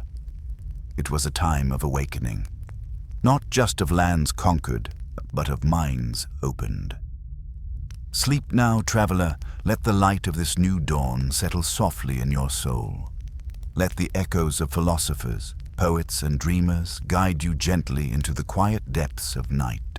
For in this mingling of worlds, the story of humanity deepens, a whispered promise that even in the ruins of empire, the seeds of future wisdom are sown. The Hellenistic world gleamed like a mirror turned toward the gods, a mosaic of mind and myth where marble cities reflected the brilliance of blended cultures. But from the west, across the restless blue of the Ionian Sea, a shadow began to stretch, slow and certain. It did not come as thunder or divine omen, but as the march of a people shaped by discipline, order, and iron law. Rome. What began as a city of shepherds and kings, of twin brothers suckled by a she-wolf beneath the Palatine moon, had grown into a republic of soldiers, senators, and sacred vows. Rome did not dream as the Greeks dreamed. She did not wander aloud to the stars or sculpt gods with gentle hands. Rome built. She conquered. She endured. Where the Hellenes sought wisdom, Rome sought dominion. And so the long twilight began, not as a war, but as an inheritance. At first, Rome came as an admirer. Roman youths studied in Athens. Roman generals brought home statues and scrolls, filling villas with the beauty of foreign genius. Greek tutors taught the sons of Roman nobles, and philosophers crossed the sea, spreading the ethics of Stoicism among stern Roman minds. But admiration became ambition. Greece, fractured by infighting and weakened by the rivalries of its successor kings, was no longer the land of unshaken spear and shining helms. She was weary. A queen whose crown had slipped while she gazed at distant stars. In 146 BCE, Rome made her move. The city of Corinth, proud and defiant, was razed to the ground. Her treasures taken, her people sold into chains. It was not just a city that fell, it was the last illusion of independence. Greece, the land that had once taught the world to speak in verse, now spoke in Latin laws. The gods did not flee, they were absorbed. Zeus became Jupiter, Ares became Mars. Athena, cold-eyed and eternal, became Minerva. The pantheon was reborn, not in temples of white marble alone, but in the minds of empire. Rome did not destroy Greece. She possessed her. She wore her wisdom like a laurel crown, a badge of cultivated taste, and in doing so, she ensured that Greece would live on. In the words of Virgil, in the governance of the Senate, in the philosophy of Marcus Aurelius. But still, there was sorrow.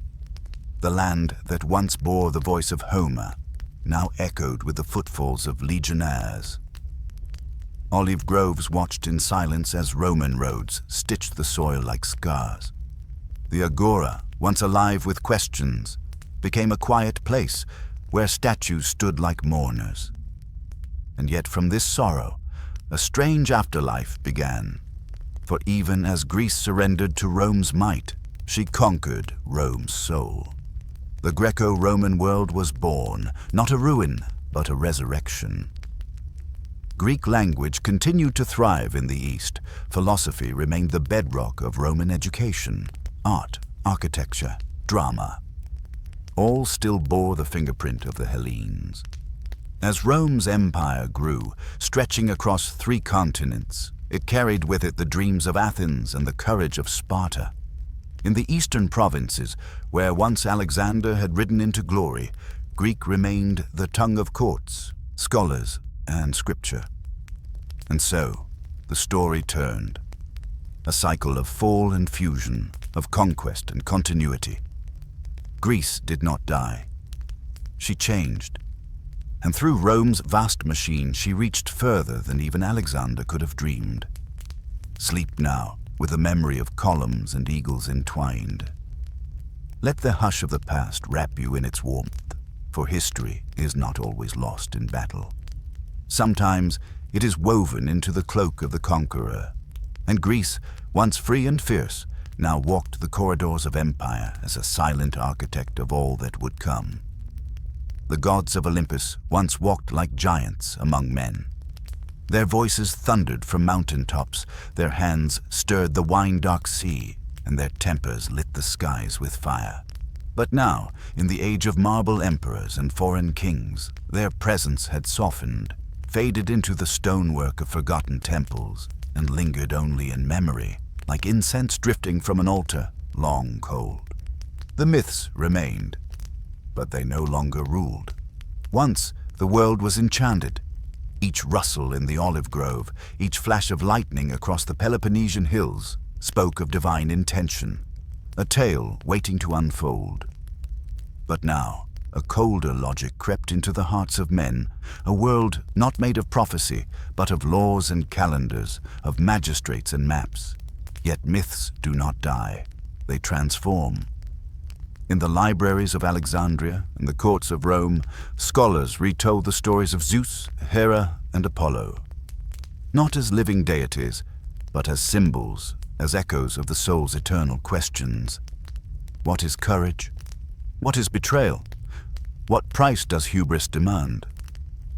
The poets still sang, but their verses no longer praised the favor of gods. They pondered the hearts of men. The gods grew smaller, more distant, yet more profound. They became metaphor, allegory, a sacred language whispered beneath the surface of philosophy. In the East, as Christianity began its quiet ascent, the old gods found new disguises. Apollo, the bringer of light, was remembered in the haloed faces of saints. Dionysus, once god of wine and ecstasy, echoed in the rites of communion. And Athena, still robed in wisdom, walked beside the Virgin Mary in marble chapels, her face softened but unforgotten. It was not a war that ended Olympus. There was no final battle, no spear hurled into the sky. Instead, the gods faded like twilight, not vanquished but woven into time, into language, story, and symbol. Children still learned of Icarus, whose wings melted when he flew too high, of Narcissus, who drowned in his own reflection, of Prometheus, who gave fire and suffered for it. They were no longer doctrines, they were warnings, parables for a mortal world. In their fading, they gave birth to something enduring, the mythic mind. For every age needs its heroes, every heart its metaphor. And though the temples crumbled and the sacrifices ceased, the human need for meaning remained unbroken. So the gods of Greece walked into eternity, not in thunder, but in silence, not in wrath, but in remembrance. Their names, carved in stone and sung in verse, continued to shape dreams, art, and identity. They became companions to the soul, not in prayer, but in reflection. And as the world moved on, layered with new beliefs, the myths waited.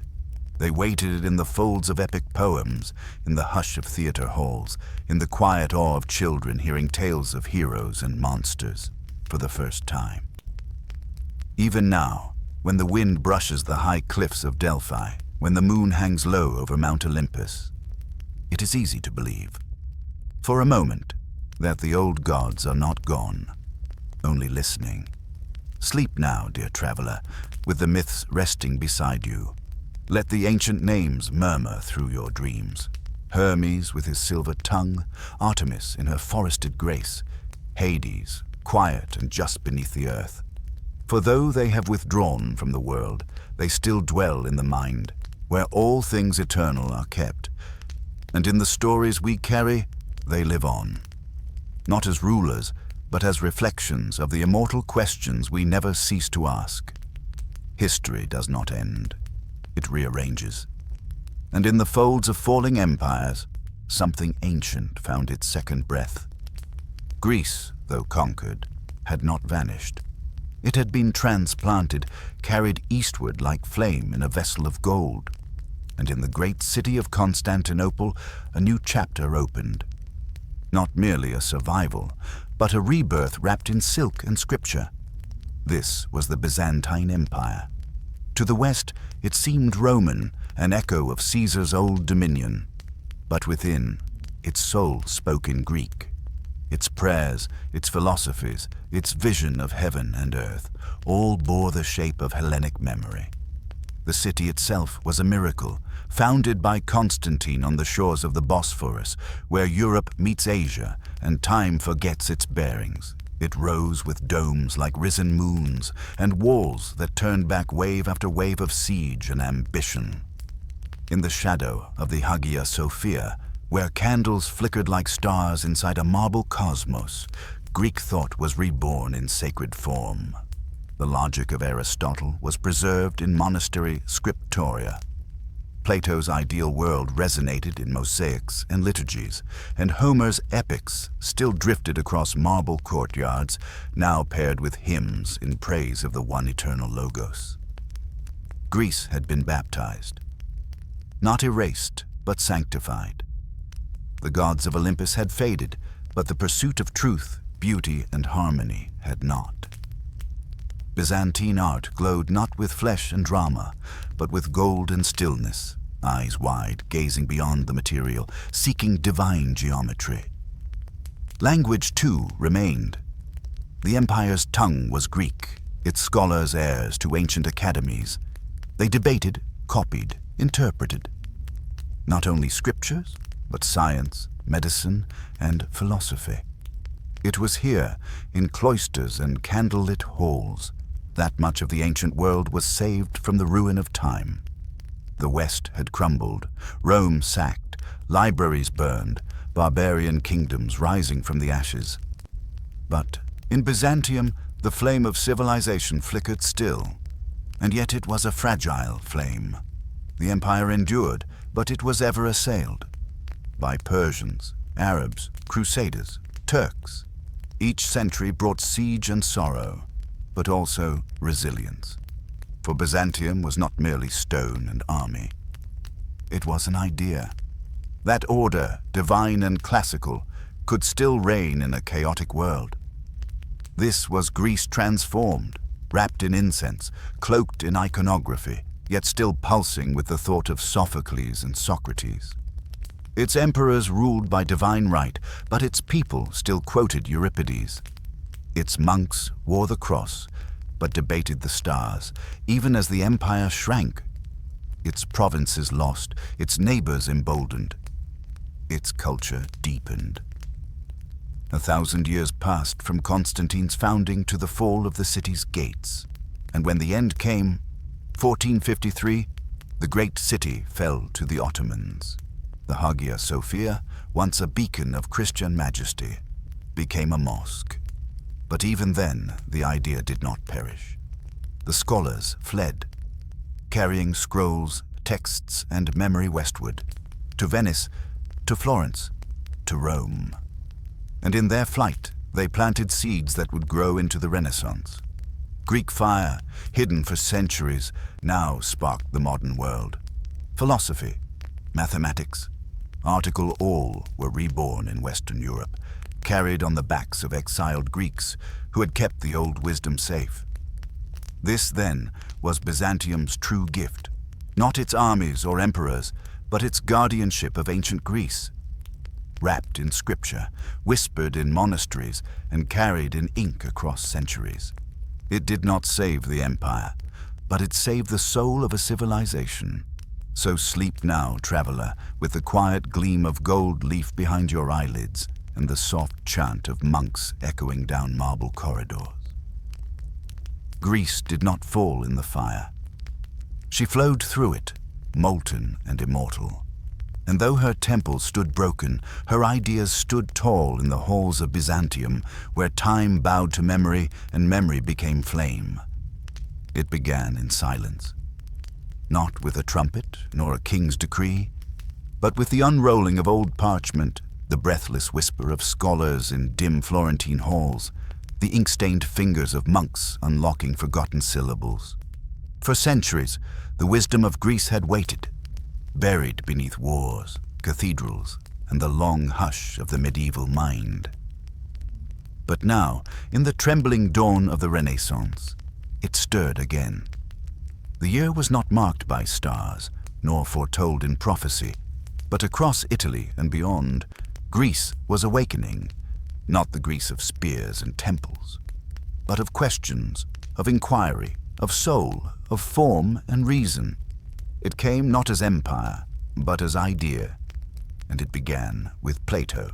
His dialogues, long kept safe in the East, traveled westward in the arms of fleeing Byzantines. They carried them through narrow mountain passes, across storm-lit seas, into the hands of those who had only heard of Socrates as a name whispered in legend. In Florence, Lorenzo de' Medici would commission translations. Marsilio Ficino, philosopher and mystic, would give the dialogues new life in Latin. And for the first time in 1,000 years, the Western world read the words of Plato with wonder. What is justice? What is beauty? What is the soul? These were not merely questions of the academy. They became the architecture of an age. Painters listened, and so, in the oils of Botticelli, in the marble of Michelangelo, the ideals of Greek proportion and divinity returned. Not as gods, but as man, recast in grace, muscle, and motion. The body was no longer a fallen thing. It became a temple again. The mortal, once scorned by the ascetic eye, now shimmered with spiritual geometry. In the soaring cathedrals of Europe, Gothic arches gave way to domes and columns, to symmetry, balance, and light.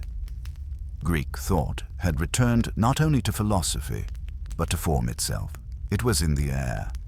In Da Vinci's notebooks, where Vitruvian man stood in sacred proportion. In Erasmus's laughter, where Socratic irony danced again. In the sermons of reformers who spoke not only with faith, but with reason inherited from the agora. And yet this was not mere imitation. It was alchemy. The Renaissance did not copy Greece.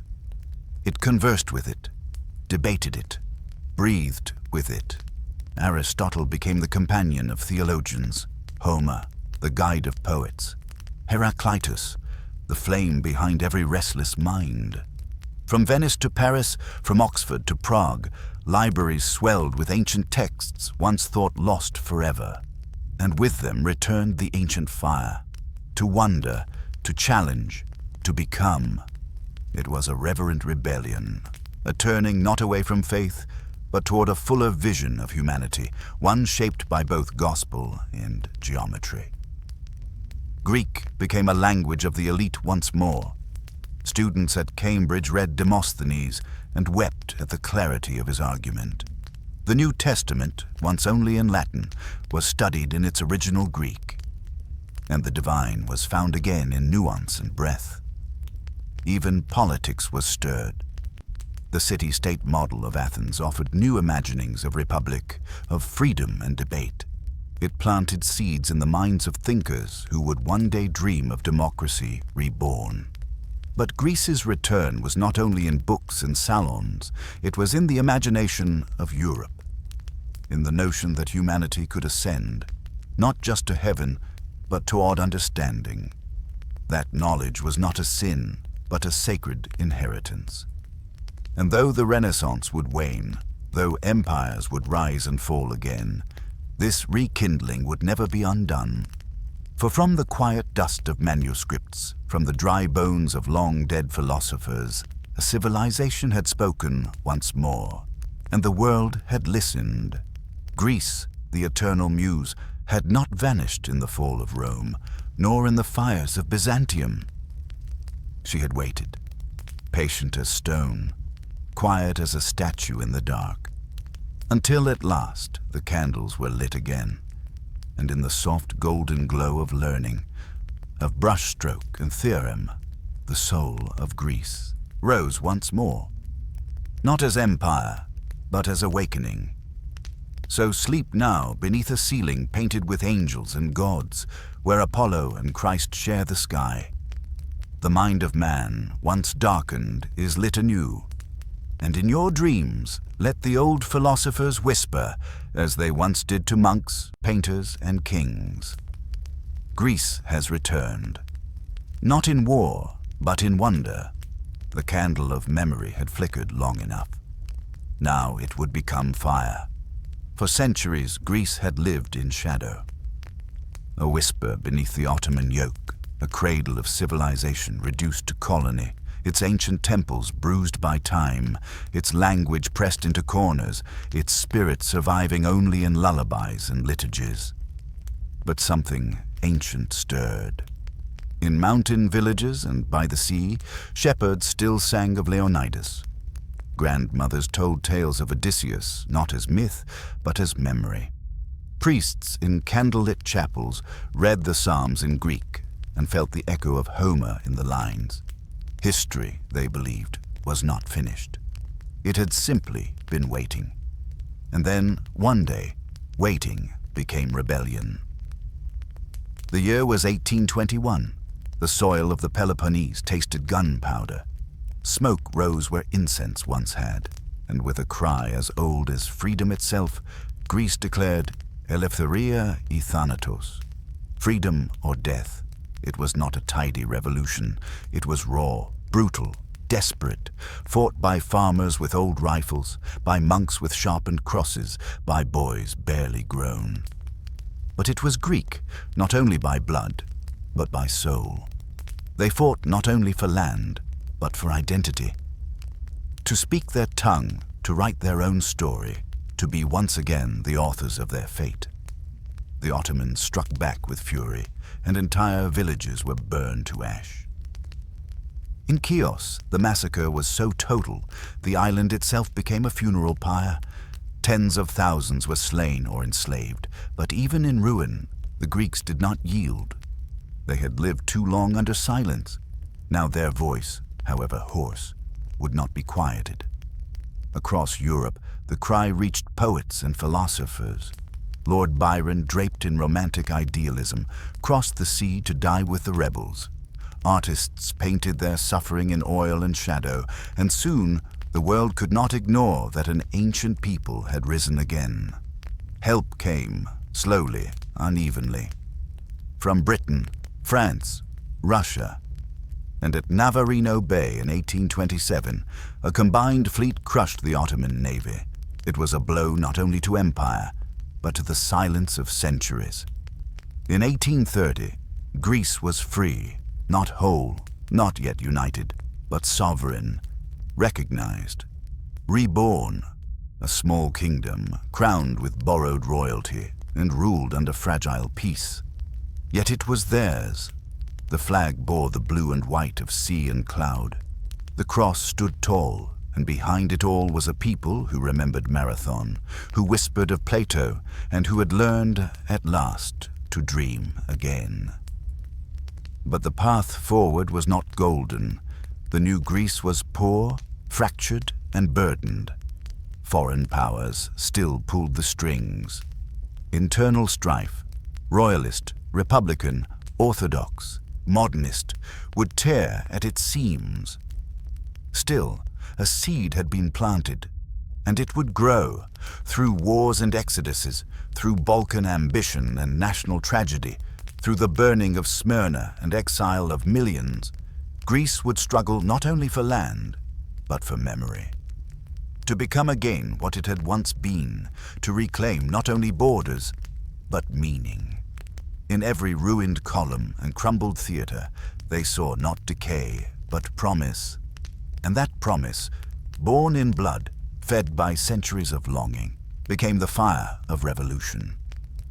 Greece was no longer just the past, it was becoming again. So rest now, as the Aegean wind softens. The fields that once heard the tramp of empires now hear songs of freedom. And though the journey is not yet done, a people once scattered by time have found their voice again. The land that taught the world of democracy has risen to speak its name once more. Greece lives. Not as myth, but as miracle.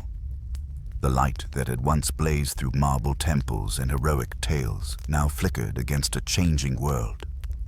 Greece, a land of ancient glory and fierce rebirth, stepped slowly into the uncertain dusk of the modern age. A twilight stretched between the echoes of empire and the shadows of new struggles. The 19th century waned and the 20th dawned. A century of storms and hope, of kingdoms toppled and republics born, of battles fought not only on land, but within the soul of a nation. The streets of Athens grew noisy with the hum of progress. Trains carved through mountains. Schools opened their doors wide to children with curious eyes. Newspapers printed words eager to shape thought and future.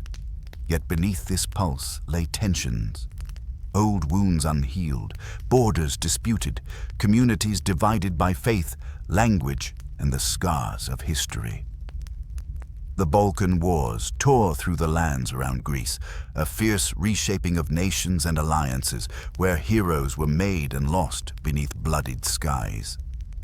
The echoes of ancient battles, Marathon, Thermopylae, seemed to whisper warnings and hopes alike. And then came the Great War, that cruel thunderstorm swallowing continents whole. Greece, caught between empires, wavered, at times neutral, at times allied, but always bearing the heavy weight of survival. The map was redrawn once more, new territories claimed, old neighbors lost, refugees poured through narrow passes, their stories like rivers of sorrow and resilience. Amidst this upheaval, the cultural heart of Greece beat fiercely. Poets like Costis Palamas wove verses that sang of the land and its people. Philosophers grappled with identity. Artists sought to capture the spirit of a people in transition. The interwar years shimmered with promise, yet trembled with unease. Athens streets saw protests and parades, voices rising for democracy and reform. But shadows gathered. Fascism, dictatorship, the specter of war returning once more. World War II brought occupation and resistance, a brutal test of endurance and faith. The olive trees whispered secrets of survival as families hid and fought, while cities bore the scars of siege and betrayal. And after the war, a civil conflict tore Greece apart. Brothers against brothers, neighbors against neighbors, the land soaked in grief yet again. Yet even in this darkness, hope glimmered. In the rebuilding of homes, schools, and dreams. The decades that followed saw Greece step onto the world stage. joining alliances, welcoming visitors drawn to sunlit shores and ancient ruins. Modern cities rising beside ancient temples, a tapestry woven of past and present. Yet the old questions lingered. What is the meaning of freedom? How does a people reconcile history with the promise of tomorrow? What echoes of empire live within the heart of the modern state? Philosophers pondered, poets dreamed, and the land itself seemed to hold its breath, as if listening for the next verse in an ancient song. Today, Greece is both the cradle and the crossroads, a place where the past is never far and the future remains an unfolding story. The stones of the Parthenon stand still, their silent testimony etched against the sky. The sea laps gently against shores once swept by warriors, traders, and pilgrims, and beneath the olive branches, a quiet truth endures. That history is not a burden, but a gift, a story passed from hand to hand, whispered from one generation to the next, a flame carried through centuries of light and shadow. So sleep now, under a sky where ancient stars still burn, where myths and memories mingle with the hum of life. The long twilight of Greece is not an end, but a sacred pause, a breath before the dawn. As the soft dusk folds over the land of olive groves and marble ruins, we come to stand once more at the crossroads of memory and meaning, a place where the story of Greece is not merely history, but a living breath that courses through time itself. The journey has been long, from the heroic hymns of Homeric bards to the quiet rebellions beneath Ottoman shadows, from the sacred groves where gods once whispered to the bustling streets of modern Athens, alive with new dreams. And now, as the night deepens, we ask, what remains? What endures beyond the turning of centuries, beyond the fall of empires and rise of nations? It is here, in this sacred space between past and present, that we glimpse the eternal heart of Greece, not carved solely in stone or ink, but living in the very pulse of humanity. For Greece gave the world a language beyond words, a language of ideas, of questions posed to the infinite, a dialogue between man and cosmos, between reason and mystery. Philosophers like Socrates, Plato, and Aristotle did not simply seek answers. They sought to awaken the soul to its own reflection, to stir the still waters of thought until truth rose like dawn. Their legacy is a mirror held to every generation, inviting us to look deeper, to question, to seek the meaning that lies beneath surface and shadow. From the tragedies of Sophocles and Euripides to the lyric songs of Sappho's tender lament, Greece taught us the power of story, not as mere entertainment, but as a vessel for human sorrow and joy, for justice and fate, for the eternal dance between light and dark. And through its democratic experiment, imperfect, fragile, yet revolutionary, Greece gave us the radical idea that the people, not kings or gods alone, could shape the course of their own destiny. Yet, the greatest legacy may be found not only in these grand gifts, but in the quiet resilience of a people who, across millennia, have danced with both glory and ruin, who have borne loss and still remembered to hope. It is in the stones of Delphi's oracle, where whispers once told of fate, and in the gentle sway of olive branches, that the spirit of Greece endures, a testament to the enduring human quest for meaning. As you close your eyes tonight, imagine the soft breath of the Aegean wind, carrying stories of gods and mortals, of battles and peace, of sorrow and triumph. Feel the weight of history, not as a chain, but as a cloak woven with threads of light. Each thread a story, a lesson, a promise. Greece invites us all to remember that in the endless cycle of rise and fall, in the ebb and flow of civilizations, there is a truth that remains constant, the search for beauty, wisdom, and belonging. So sleep now, cradled by the stories of ages, held by the gentle hands of time itself, and dream of a world shaped by the whispers of ancient ruins, where the past and present meet in quiet reverence, and where the journey is never truly over. For in the heart of Greece, the story continues, an eternal flame flickering against the dark, guiding us home. And so we return, as all journeys do, to the place where story and silence meet. The sacred threshold where myth becomes memory, and memory, in turn, breathes new life into myth. Greece, the land where gods once walked and mortals dreamed, holds within its soil a sacred paradox, that the past is never truly past, but a living song, whispered through the ages. From the golden dawn of Olympus's peaks to the shadowed halls of Hades' domain, the myths of Greece weave a tapestry of meaning, tales of love and wrath, fate and freedom, of human striving caught in the web of the divine. These stories are not mere relics, but mirrors reflecting the eternal human condition, our fears, our hopes, our endless quest to understand ourselves. And just as the hero Odysseus wandered long and far, so too does the soul of Greece wander through time, seeking, questioning, never resting. In the temples where marble columns stand like sentinels, the echoes of ancient prayers linger, not as cold stone, but as warm breath, a bridge connecting us to what once was and what might yet be. The great philosophers, poets, and statesmen, their voices still resonate, calling us to think deeply, to feel fully, to act justly.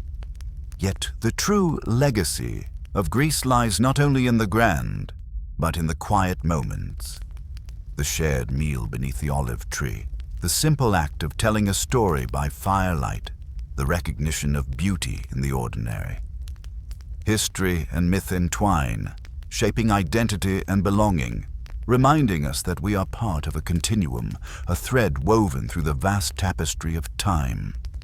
As we close this long journey through the hills and seas, through the rise and fall, the glory and ruin, we carry with us the sacred gift Greece has bestowed, the courage to ask, the wisdom to listen, and the grace to embrace the mystery of being. So let your breath slow, and your mind soften as the night deepens like a velvet cloak.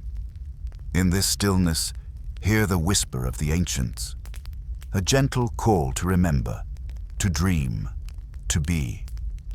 For in the heart of Greece and within your own, the story is eternal, a timeless dance of shadow and light, a myth reborn in every breath, a memory that will never fade. Sleep now beneath the watchful stars, carried on the wings of legend and truth, and know that you, too, are part of this sacred circle, a living thread in the ever-unfolding story of life.